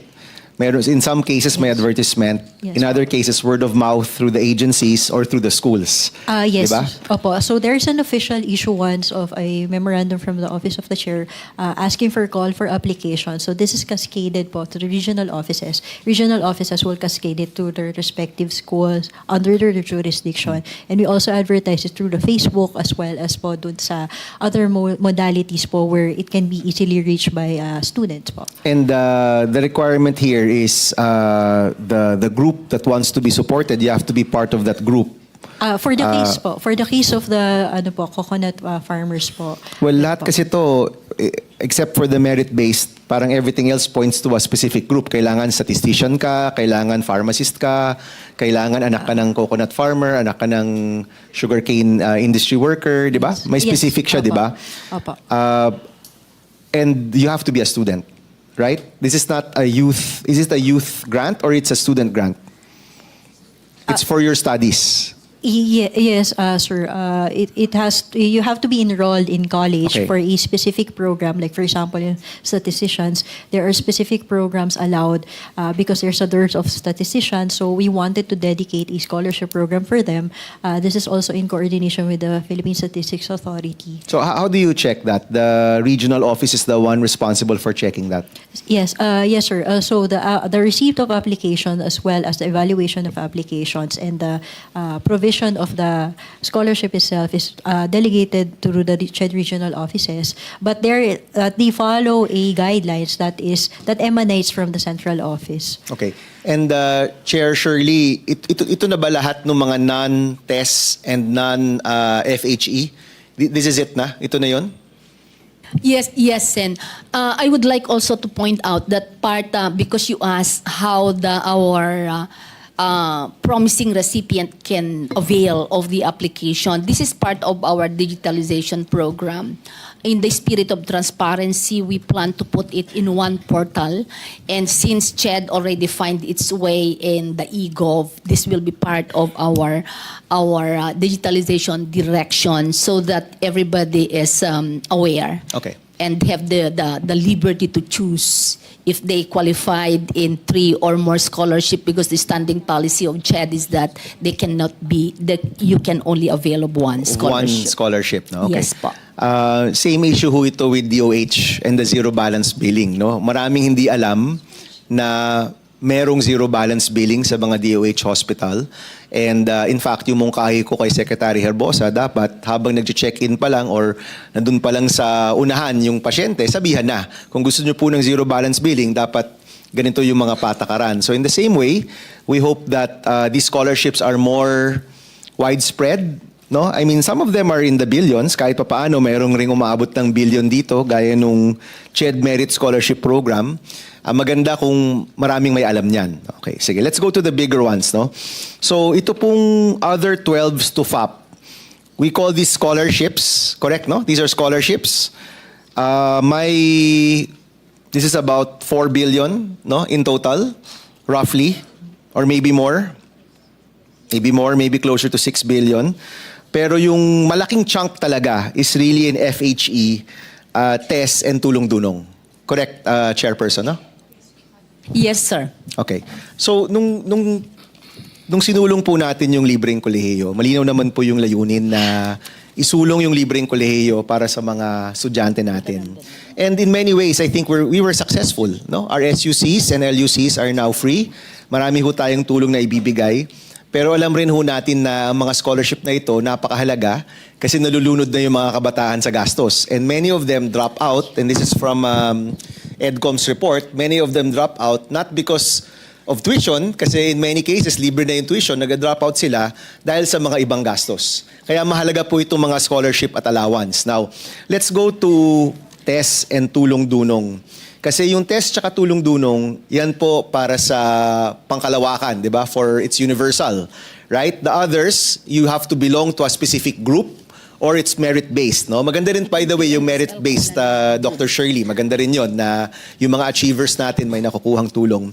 Pero pagdating sa TES tsaka tulong-dunong, and this was my question in the last hearing that we had, paano ka mag-a-avail ng TES at tulong-dunong? Ano yung paraan ng pag-avail? Ano yung paraan ng pagkuha ng tulong? Sino yung mga pwedeng makakuha nito? At ito ba'y bukas sa lahat ng kabataang nangangailangan? No? I know that the test budget has been going down.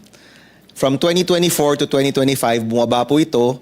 From 2025 to 2026, bumaba po ulit ito. And definitely, I will make an amendment, Chairperson Loren, to bring this amount back to the 2024 level kung di man natin to masurpass, no? Kasi dapat po kada taon dumadami ang estudyante, dapat dumadami rin yung scholarship at tulong sa kanila, hindi bumababa. No, now, maganda po yung nasabi nyo kanina, we should take a look at the scholarships as a whole, hindi lang per particular item. But, kumbaga, kailangan nating malaman, ano ba yung mga pinagkaiba nito? Ano ba yung kabuuan? So, first question, bakit po natin zinero dito sa slide ninyo yung tulong-dunong? We know that huge allocation was already earmarked for this. Are you referring to slide 62? 56 po, slide 56. 56. Saan yun? Baka naman di lang po na-input nung ginawa po yung slide. Oops. Yeah, let me go to the slide first, Senator, so that I can categorically answer the question, because there are so many concerns that need to be presented. 56. So that 56. Yan. So for the record po, in the subsequent slides, we talk about the other scholarship programs. No? Yun muna yung inuna ko. Yeah. But this is the main slide kasi ito po yung pinakamalalaking pondo pagdating sa allowances at subsidies for our youth. No? So free higher ed, SUC, free higher ed, LUC, yung mungkahi ko lang po dyan, and namungkahi ko din to in the last hearing, maganda to do an assessment and a rationalization of how much we're spending for each LUC and SUC. Kasi ang alam ko po, yung range nito napakalaki. So magandang may pag-aaral. I don't know if Dr. Yee is going to be extended by 2 years. Maybe he can include this in his research, no? Ano ba yung magandang amount? Para meron tayong more basis for the amounts we provide our SUCs. Okay? I don't expect that po for this year's budget, for next year's budget. Alam ko, medyo masalimuot po yan. Yung TES, ang concern ko dyan ay pababa. Now, we've also spoken in the past that the details of how TES is distributed needs to be amended. In fact, most of the bills in the committee on TES, most of the bills in the committee for libreng kolehiyo are actually about TES. No? And alam ko po, naging issue rin dito yung mga pamilya ng 4-piece. And then we go to tulong-dunong. Bakit siya zero po dito, Chairperson? And maybe you can take us through this slide and take us through these amounts. Yeah, first, thank you very much, Senator. No, the free higher education is for SUC. This is a allocation of the promised 60 billion in the President SONA last July. So we tried to present this in such a way that the promised made is truly allocated. But unfortunately, in the tulong-dunong, because the definition of tulong-dunong trace its history as SICA, the Congressional introduce changes and amendments. It does not usually appear in the NEP. So the allocation here, as you can see, is based on the NEP. So, but if it's based on the NEP, wherein tulong-dunong is not specifically introduced there. So, in the 2026 NEP, zero po yung tulong-dunong? Yeah, I would like to, yes, tulong-dunong for the new incoming. But through the years, this is a painful revelation that through the years, the tulong-dunong grantees has accumulated to as high as 474,755. And as I have clarified earlier in the previous briefing, the tulong-dunong is only funded in year 1. And then year 2, through a provision, they are automatically included in the list of tertiary education subsidy grantees. This partly answers your question, Sir Chair, that there are tertiary education subsidy grantees in the ensuing year that are displaced because it is displaced by the ongoing tulong-dunong grantees in year 2. Okay. So let me clarify. So how is TES distributed? How is tulong-dunong distributed? And to amend that question, the distribution of tulong-dunong, distribution of tertiary education subsidy based on our law, and the direct remittances to the state universities and colleges, which are also additional scholarship allowances. So how are those three distributed? And are the rates per student the same? And the frequency of distribution, is it per year, per semester, quarterly? Yeah, so that we understand it. Thank you. I do not know if I have enough time to relate to the honorable chairs how the TES is being implemented. By law, the tertiary education subsidy should be based on the listahanan. And this is prioritized according to the list given by DSWD. The 4 P's should be in the Yes. first. We Yeah. acknowledge that that is what is in the law. Yes, definitely.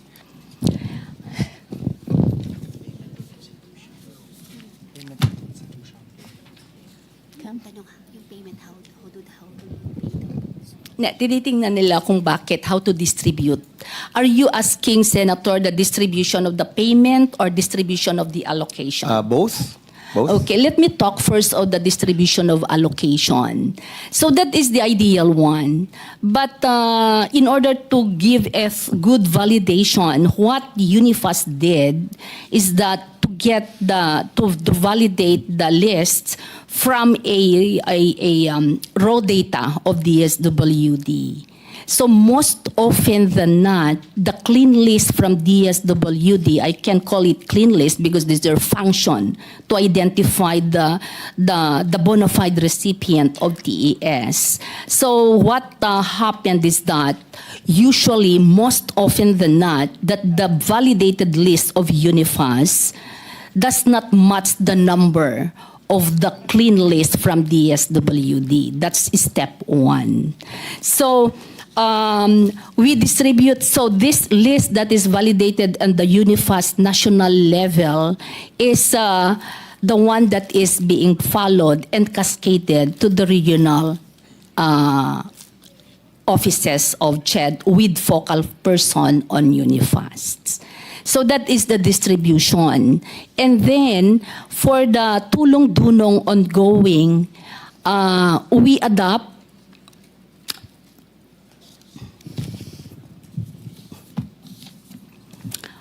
the list that is being submitted to UNIFAS. So, my understanding is that legislators refer, di ba ho? They refer recipients ng tulong-dunong sa CHED. Basically, kasi may listahan na binibigay. Tama ho, no? Let's just be transparent here. Anyway, we all just want to come up with a better system. Yes, but sometimes the institution also give the numbers. Those who are not allocated in the tertiary education subsidy given from the national, kung minsan po nagbibigay ng listahan ng higher education institution. Magkano ang nakukuha for TES? Magkano nakukuha for tulong-dunong? Is it the same amount or it's different amounts? Different. Magkano po yan? So we'll focus on these two kasi ito yung dalawang malaking allocation eh. Yung iba ho, I know there are other scholarship programs but we will leave that to another time. No? Yeah, initially by law, Honorable Senator, is that they started with 60,000 and then lowered down to 40,000 per year. I'm referring to per year. That is... This is TES, di ba? Yes, TES. It's smaller pa now. Alam ko it's and only then at now 20,000. it's only 20,000 Yes. for public HEIs, but those given to PNSL, those private university with no SUKs and looks in the locality are given 27,000 per year. Okay. And in your assessment, ako po ang assessment ko mababa ito. Kasi sipin nyo, nagsimula tayo ng 60,000 in 2018 or 2019. From 2019 to 2025, tumaas na po yung presyo. Bakit pababa yung binibigay nating tulong, di ba?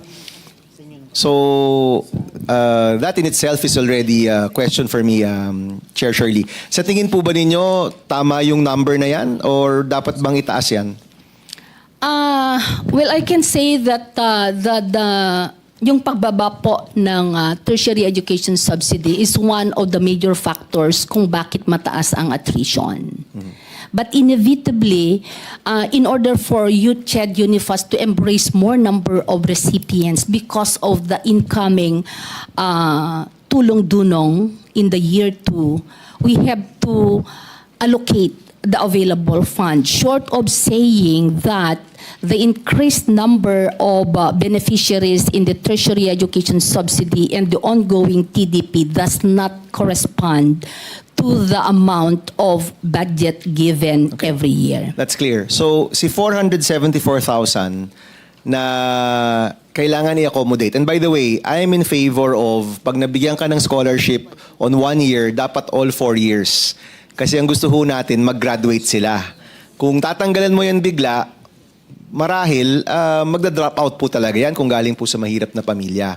Yung mga balakid pong yan, kailangan tanggalin po siya. So, Chair Shirley, I think you're providing us the budget, of course, that DBM has approved. But we would like to see what the real need is. Okay. Kung ang hinahabol ho natin, yung tamang halaga para matulungan yung kabataan. Di ba? Kasi isipin nyo po, 7 years ago, 60,000 yan. Ngayon, 20,000 na lang. Parang may mali. Di ba? So ano yung tamang halaga? Pangalawa, kung i-absorb nga ng TES yung mga tulong-dunong, then a huge number of this is already earmarked for a set of students. Hindi ko sinasabing masama yun. Ang sinasabi ko lang, that limits your ability to accept new students on scholarship or on subsidy. 'Di ba? Kasi nakakain na siya. So kung yung 474,000 at yung 4-piece ay nasa TES, magkano na po 'yun? And then yung tulong-dunong at the same time, I don't know how much the tulong-dunong is currently from the GAA or hindi pa yun nasasubmit ata, no? But it has to be significantly less than TES. Kasi kung lahat sila papuntang TES, ibig sabihin nun, dapat mas malaki yung TES. Kasi kung mas malaki yung tulong-dunong, and then they're expected in the following year to move to the TES program, then TES has to be bigger because every year dumadagdag si TES. So, what you're also saying is si tulong-dunong is only bago yun lagi. Tama ho, di ba? Yun yung mga bago.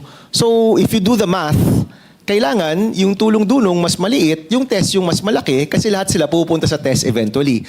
Now, bakit di na lang natin to gawing TES lahat?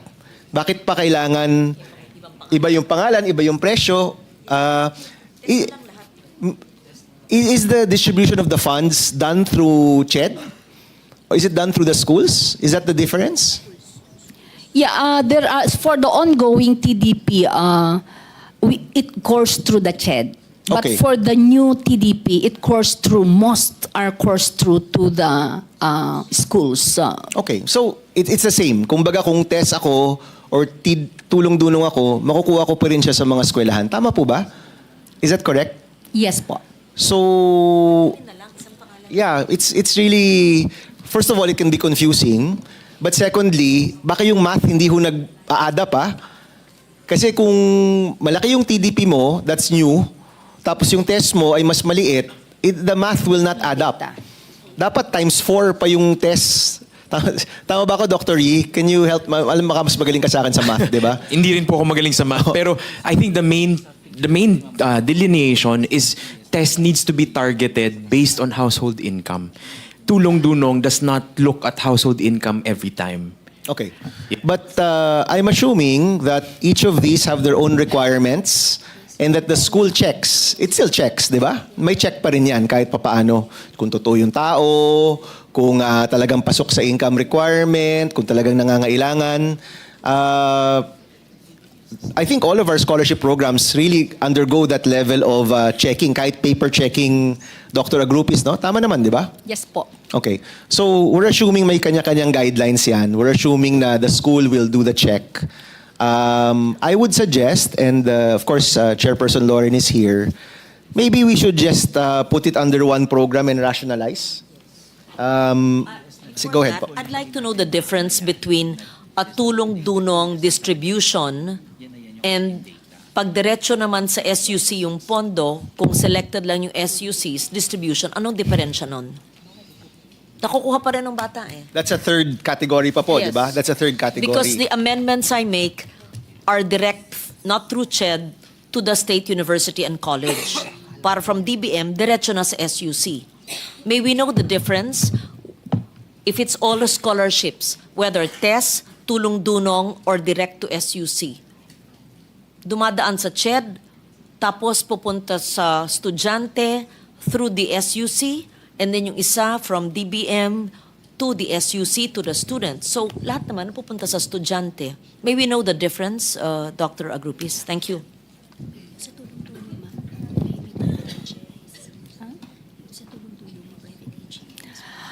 Yung sa TES, let me define the TES po. Expand the definition of TES na sinabi ko kanina based on the law. And then yung recipient under the tertiary education subsidy is divided into different groups. The 4Ps, the PNSL, the students who enrolled in private university that has no SUKS or LOKS. That's the test. So it is based, so sa test, it is based on the DSWD listahanan. Yung PNSL naman are those that are enrolled in the no SUK, no LOKS. Yung tulong-dunong, mix kasi po yun. There are those that are within, yung hindi na-accommodate sa 4Ps, but they are in the listahanan, nandun po yung estudyante din. And then may mga, in some extreme cases, may mga recipients na sometimes outside the borderline of listahanan. That's okay, because nangangailangan pa rin po yan. I remember when we were crafting the law, kung ililimit mo kasi siya sa 4Ps, and ang target po ng 4Ps ay napakahirap talaga, you miss out on the lower middle class na kung may magkasakit, may mawawala ng trabaho, mabaha, talagang devastating na. So, we wanted TES to also be able to reach up to that level, no? So, okay lang po yung above 4Ps. In fact, masasabi mo nga, 80% ng kababayan natin nangangailangan ng tulong. I mean, if you really look at income levels, no? So I don't mind that may natutulungan above the poverty line. In fact, even if you're above the poverty line of NEDA, kailangan mo pa rin ng tulong. That's fine. But my issue is really whether na-check ba ito. Yung distribution ang distribution po ba ay CHED or SUC? HEIs. HEI. Okay, so whether private or public, right? So Hindi pa nasagot yung pagdiretso sa SUC. Sinagot na ba? Kung yung pondo diretso sa SUC. The distribution is from SUC to student, right? May SUC TDP. May CHED TDP. Mayroon po kasing SUC TDP, Madam Chair, kaya dumidiretso sa kanila. And then merong CHED TDP. Nakasama. So may TDP na SUC, naka-lodge sa SUC? May TDP ba na separate sa CHED, sa central office ng CHED?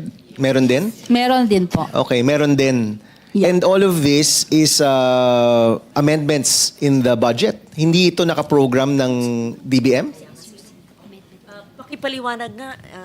Ang tagal ko na rito pero marami pa rin natutuklasan. Oo, hindi. Learnings. Central, CHED, TDP. SUC, TDP. Saan pa? Ano po ang diferensya? So hindi pa rin maliwanag. Ano po ang diferensya ng tulong-dunong under CHED, tulong-dunong under SUC, ang costing per student, frequency of delivery of funds, and how is it given to the students? Sige, Director. Dr. Shirley, go ahead. As the new CHED chair, what I did in my first day is to get the data. So before I answer Chair Lauren, because I know that you are with CHED, that moving forward, we consider the students who are really on board. So the data is now telling us na ganito, na we have this data. This same data was presented in the Congress before. Because for me, it is so heavy in my back to really look back. So what I requested is a moving forward policy and direction. I go with your idea na pag-isahin na lang po yung TES. But the problem on the table now is to support the on-board recipients, be it TES, be it TDP, PNSL, qualified sila o hindi, mga tao sila, hindi tulay. Kaya nandito po sila Maybe ngayon. para we can move forward with the questions, no? Yung current po na nabibigyan ng tulong ng TES, yung 4P sinama na in the last budget, di ba? So, hindi na issue yon. Yes, yes. Okay, so yung TES, yung TDP, lahat ng forms ng TDP at lahat na nakakakuha ng scholarship, magkano po yan? As a whole? As a whole po, ngayon dito on the table, including those, yung naka-red mark, pakitingnan po yung TDP Continuing SICA 2025, no? The total of our recipients for the beneficiaries is listahan and continuing the test, we have 878,000. Yung ibinigay ng NEP is for the test is 15.5 billion. Yung sa TDP, yung sinabi po ko kanina na accumulated through the years, we have 474,000 plus recipients. Ang nabigyan lang ng fund is equivalent only to 338,000 na this now kulang ng 135. Kaya po present ko doon na yung hindi nasali or hindi ma-accommodate sa NEP funded funding na 135,792 recipient ay nangangailangan ng 2.something billion. That is the ongoing.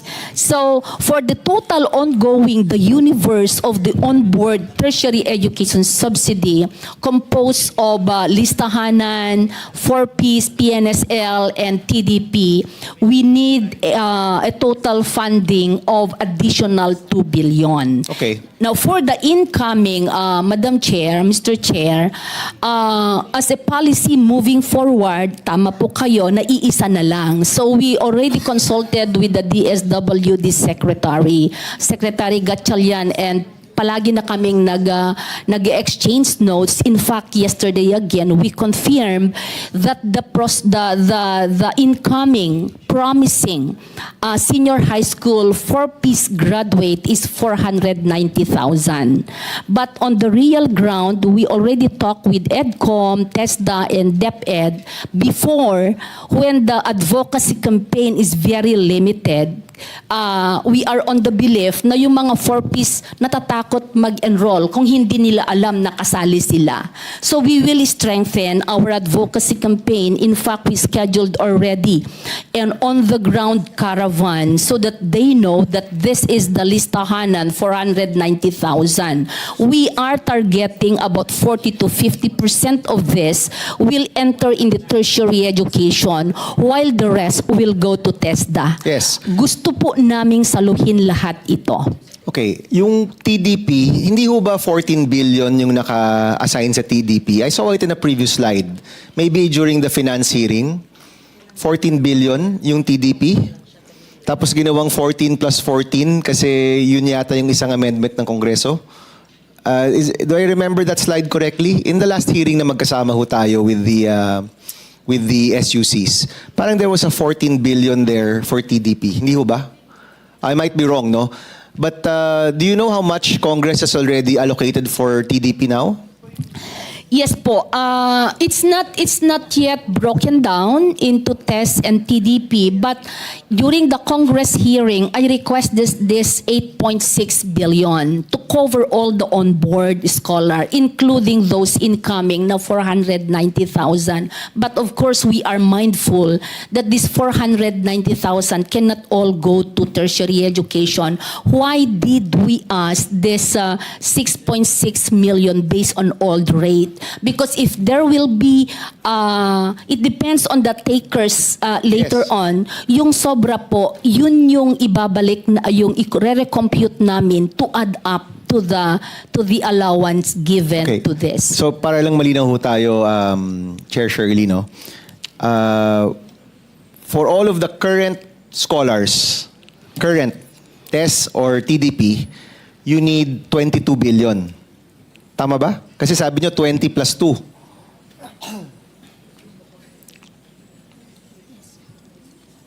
For the ongoing po, we need 27.4 billion. Okay. 27.4.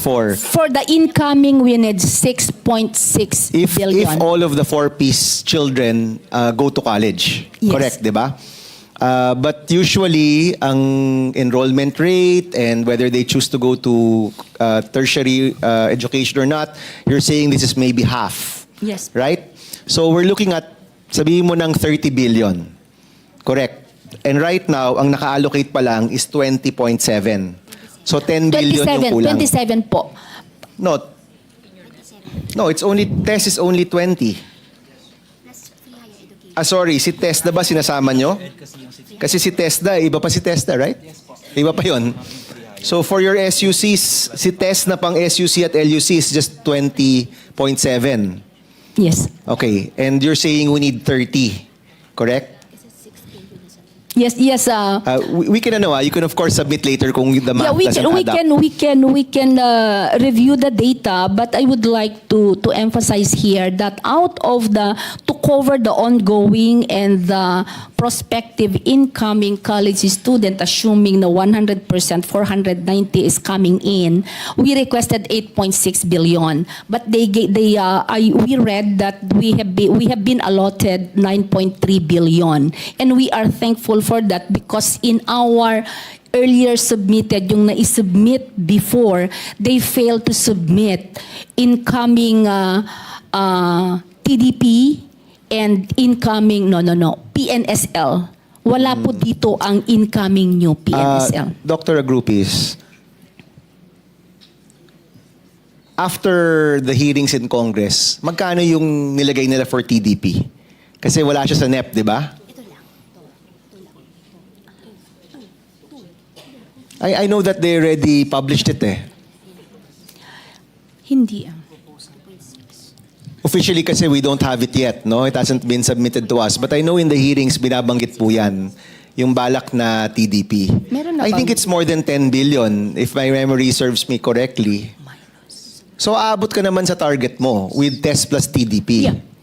Diba? Tama ho, diba? Yeah, if wala pong naka-specify na specific allocation or breakdown muna, binigyan kami, na-allocatean kami ng 9.3. So if you deduct the proposed budget ng 8.6, may 0.7 buffer for the allotted scholarship for TES. So aabot ka with TES plus TDP, aabot kayo sa target ho ninyo. Right now, Yes. yung suggestion po ng Congress. Yes po. So at least we know, yung mga may scholarship ngayon, hindi mawawalan. Correct, di ba? Tama ba? Si Sir Kiko is saying yes kasi siya magaling siya sa math. So yes. But ang incoming ho natin, we cannot restrict it just to the 4-piece. Ito man dito. Because we know that a number of students who are even in private schools, but they're poor but deserving students, in the first year of implementation of libreng kolehiyo, may nakukuha rin po silang tulong. It's just that through the years, paunti ng paunti yung nakukuha. Yung 60,000, naging 20,000. Yung estudyante sa SUC, kumonte. Yung estudyante sa private school, kumonti rin, nalimit siya sa mga PNSL. We want to expand the program. And we can do that, I think, considering na may budget tayo ngayon. Diba? Meron tayong pagkukuhanan sa flood control na easy zero. Si Ma'am Loren, may balak pa siyang tanggalan yung DPWH ng 10 to 20%. Tama po ba? Or tingnan natin. Sana. So may pondo po tayo. But let's make it clear. Gusto ho natin, yung mga estudyanteng may nakukuhang tulong, tuloy-tuloy yung tulong. Yung tulong na kukuha nila, sapat para makapagtapos sila. Yung tulong, hindi lang sa mga 4-piece, hindi lang sa mga may referral ng legislator, pero yung mga estudyanteng talagang nangangailangan in public and in private schools. So yun yung nung binuo po namin yung batas ng mga senador at congressman, yun po yung nasa puso po namin. So we want to see that computation, Dr. Agrupis. I actually think we're almost there. Sa totoo lang, absolute numbers wise, kumbaga yung total sa total, palagay ko hindi tayo malayo. Maybe magkakaiba lang tayo dun sa specifics. So by the way, hindi pa nasasagot. Kung TES, it's 20,000 per year. In the SUC, 27,000 for private. Magkano po yung nakukuha for tulong-dunong? O magkakaiba rin ba yung nakukuha for tulong-dunong? Sa tulong-dunong, 15,000, no? 15,000 per year. 15 or 50? 15, 1.5. 1.5. Yes. Okay, so mas mababa pa. Mas mababa po. Okay, and ang concern ko ho kasi dyan, kung ganyan kabababa yung mga numero, eh baka kulang talaga. di ba? Kulang po talaga. Kulang talaga. Yes po. Okay, so can we do a recomputation if possible? I don't know if Chairperson Lauren will support me, pero magandang isang programa na lang po, di ba? Wag na pong multiple programs na iba-iba yung presyo. I agree. It should be rationalized, but we must take into consideration that no single student must be lost in the process na pag iba na yung pangalan o isa lang yung pangalan para mas maliwanag, hindi may makakaligtaan dahil tulong-dunong siya, wala siya sa test. Kasi when we amend the budget, hindi naman nakalagay tulong-dunong, di ba? It's a program. Everything is under tertiary education subsidy. Is that correct? I want to be enlightened on this. Or nakalagay ba sa line item yung tulong-dunong? Or everything is under CHED, TES? No, I think there's a line item, right? Is there a line item tulong-dunong? Yes po. I have now the list. Out of the 9.3 billion they have allocated, yung ng BARC, tertiary education subsidy is 6.6 billion. And then tulong-dunong is 2.6 billion. So that's for 2025?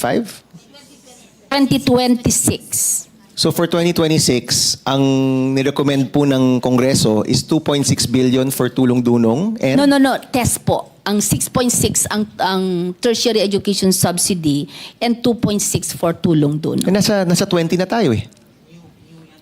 Bago po. Additional. Okay, so they're bringing the 20.7 to 27 point something.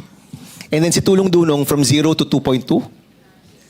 2.6 billion. 0 to 2.6 billion. Yes po. Okay. Yes.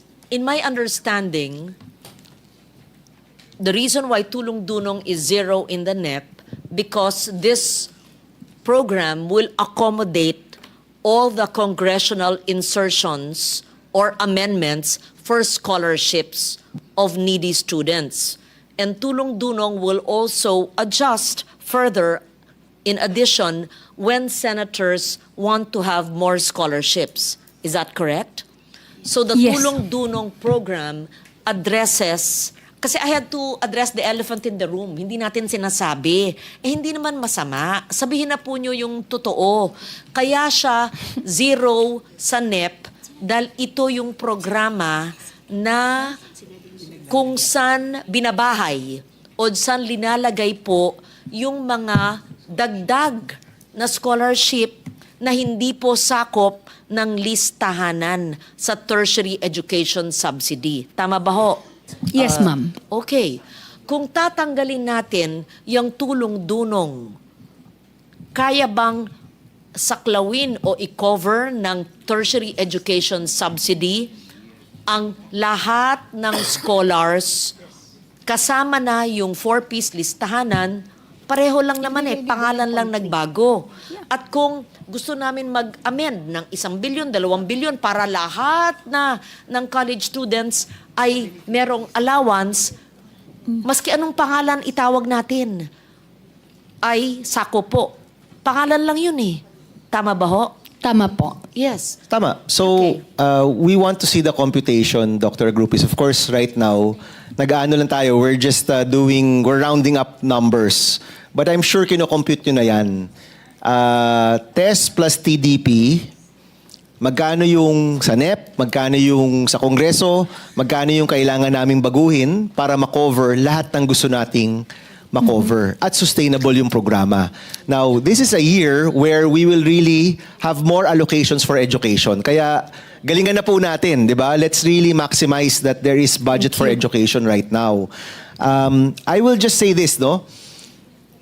Yung bagong pasok na allowances, sakupin po natin lahat ng 4-piece na papasok, pero wag ho nating ilimit dun sa 4-piece. Kasi marami ring kabataan, kahit wala po sila sa 4Ps, nangangailangan rin. Number one. Number two, of course, may bias tayo sa mga SUC, pero yung private schools, mas marami sila sa higher education at marami ring estudyanteng mahirap po sa mga private schools natin. So let's create space for them.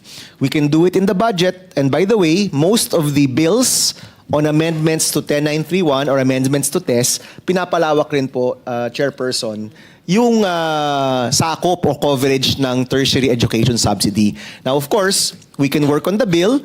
We can also include it as a special provision in the budget kung sino po yung bagong coverage natin or if we're expanding the coverage, that can also be done.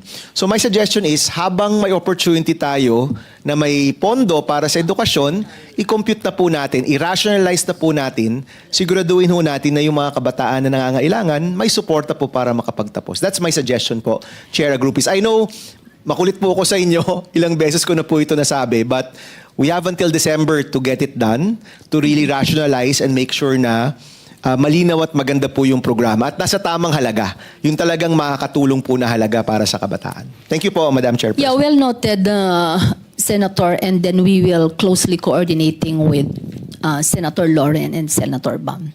Did we agree on the amount para pareho na ang tulong-dunong or ang SUC diretso, i-compute na lang? Kasi mas malaki ang tulong-dunong, di ba? No, mas maliit po. Mas maliit ang tulong-dunong. 15,000 per SEM ba yun o per year? Hindi, Per year. So mas yun maliit si tulong-dunong. Mas maliit si tulong-dunong. 15,000 per year ang Yes. tulong-dunong. Yes. Ang PNSL is 27. Now, ma'am ha, yung rate ngayon. Sa SUC, we have 20,000 per year. Sa PNSL, that is the private, we have 27,000 per year. For tulong-dunong, they have 15,000 So tatlo per lang year. po yung tiering ngayon, 27, 20, and 15. But 7 years ago, that was 60. Di ba? Nung 60 po yan, alam ko po, marami talagang nakapagtapos at walang rason na mag-drop out. Ito pong 27, 20 at 15, sa palagay ko po, medyo mababa po talaga siya. Especially with kung gaano po kamahal ang presyo That's po ng bilihin 15 ngayon. per year. Yes. So 7.5. Okay. And yung test, magkano? 20,000 po.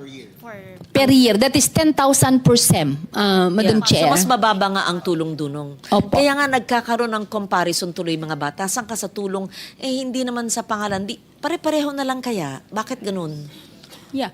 Di ba? And kung Whatever is best to our students, Hindi, Madam yes. Chair. That's why, Pare-pareho. sorry Madam Chair, I was asking earlier, yung distribution, kung lahat naman galing sa eskwelahan, di talagang parehas talaga dapat yan, di ba? Either galing sa CHED na dinidistribute sa eskwelahan. Tama ba ho? Galing yung pondo sa DBM, hinuhulog sa CHED. Or from DBM to the SUC. Correct? But distributed in the university. Not in a different place, right? Or kung walang lugar doon, pwede sa isang multipurpose ng LGU. Ginagawa rin doon, di ba? Never in a private place. So, regardless kung tawagin natin tulong-dunong, lahat tertiary education subsidy ayon sa batas at standardized ang cost kung 20-20. So, 10-10, di ba? Para hindi may gap yung tulong-dunong, bakit kulang siya ng 5? Ba't binigay ni ganito lang? Di ba maganda lahat? Tataas lang yung inyong pangangailangan na budget dahil may gap na 5,000 yung TD. Tas yung nag-amend ngayon sa House, dahil pupunta yung budget sa atin, kulang ng 5,000. But even the 20,000, Madam Chairperson, Kulang pa I rin want yun. CHED to recompute. Let's go on needs-based talaga. Ano yung kailangan talaga ng bata para makapagtapos? Dr. Yipo is... Yes. Madam Chair, with your permission, just to share one of the findings we've done on this because we've studied heavily TES. Yung nangyari po, nung bumaba yung subsidy natin, yung amount na po na binabanggit na 20 or 27,000 for TES, lahat na po yun for tuition and allowances. Based on the tuition fees, average tuition fees, there are only 2 programs they can afford to enroll in. At pag nag-enroll sila doon, ubos yung buong 20,000. That's teacher education and criminology. Wait, we're not talking about tuition here kasi free tertiary education. For those libre na dapat ang tuition. These are over and above the tuition, di ba? Yun ang understanding ko. Yes. Hindi yan yung pondo na binibigay to fund the law. Yes, ma'am. But that Yes. assumes that they all go to SUCs. So, kung pupunta ka ng hindi SUC, pupunta ka ng private, kasi yun yung malapit sa'yo, yun lang din yung pondo mo, ma'am, for everything. Which precludes them from pursuing engineering, any program they might be good at. So, yun yung challenge po Pag sa talaga. private, yung 27,000 includes the tuition. Tuition and allowance, yes. Kulang pa yun sa tuition. Wala talaga, ma'am. Yeah. Gusto mo na... Wala so because talaga, our ma'am. law is only free college education In SUCs. SUCs. Yes, ma'am. And You- Well, to be fair, nung ginawa po yung batas, hindi lang po public ang nasa isipan ng mga legislators. When we pushed for the law, the private sector actually agreed to support the law because they knew that there was a corresponding budget for scholarships that would go to the private schools. Senator Lauren, if you remember, di ba, nung una, mahirap makuha yung private schools na sumang-ayon dito sa batas natin, but they eventually agreed because we said, when we looked at the numbers, marami ring kabataan na mahihirap na nasa private universities and colleges. At dapat mayroon na rin silang tulong. Now, sa totoo lang, just to complicate things further, ang hindi sinasabi ni Dr. Yee is that the support for students in the private universities, the PNSL, shouldn't be based on tests. It should be based on how much tuition the SUCs are getting from CHED.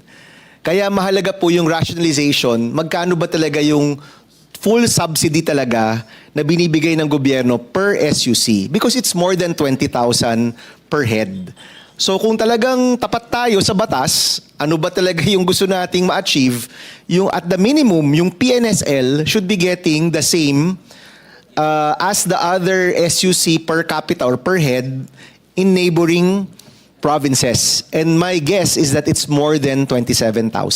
If we want to be very transparent with what the law says. Now, another thing about 10931, nasa batas rin po doon na si TES becomes the mother scholarship program for all the scholarship programs in government. So kapag pinag-isa po natin yan at ni-rationalize po natin yan, may legal basis po tayo.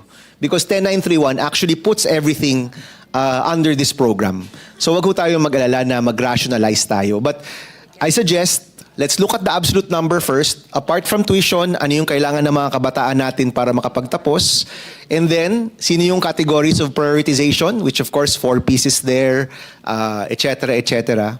And then tingnan ho natin kung gaano pa kalayo yung gap.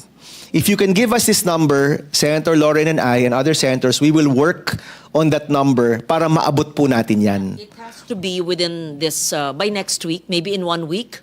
You can give us the proposal because we have to hold also this, suspend this hearing, and we cannot tackle the third measure. We have a caucus at 12. Yes. I have a suggestion. Yes. Dr. Agrupis, may group chat ba kayo?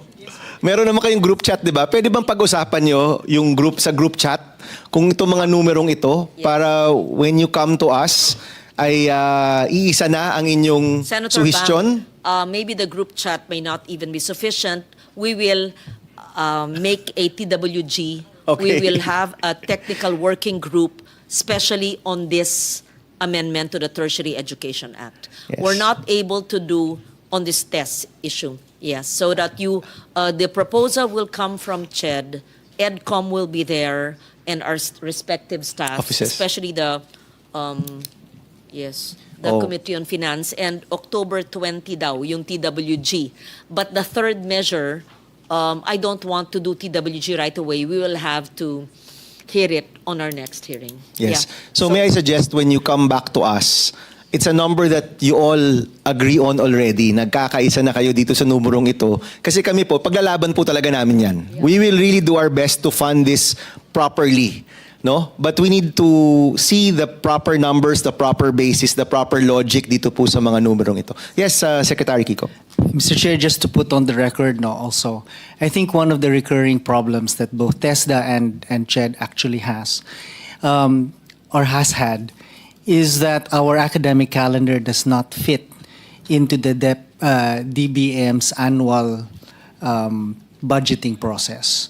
Therefore, when we do the allocations or the computation, there should be at least two things. One is an accrual method to see what kind of growth rate you would expect, whether this is growth rate in terms of tuition fee increases so that teachers in SUCs can have more salary increases, or improvements in their capex and so on. And the second is a clearer provision that you follow the student, through the duration of their tertiary education program. I'm not sure what the DBM, what kind of chaos that might bring to the DBM's own internal processes, but those two things perhaps might need to be made part of the group chats or technical working groups computations. This group will be part of the, it's like a hearing. It's just a technical working group so that even if Congress is off session, we're able to discuss this nitty-gritty and we're able to get a reasonable costing and your decision whether to proceed with simply tests or do we, because tulong-dunong is not a law. It is a GAA special provision. And it is a special provision for the congressional amendments. Yes, call it insertion, amendment. It's for the good of people. To be fair, it's for student beneficiaries na hindi covered ng listahanan. Kasi nga, sabi ni Senator Bam, mahirap pa rin, maski hindi na sa listahanan. So, on that note, I thank Senator Aquino and all of those who are present here today. First, we will no longer have a TWG for the extension of EDCOM. I would endorse the measure and draft the committee report to make it 3 years until 2028. I hope that the House version will be 3 years. Let's see if they agree. And second, we will convert this hearing, which we will suspend, into a technical working group.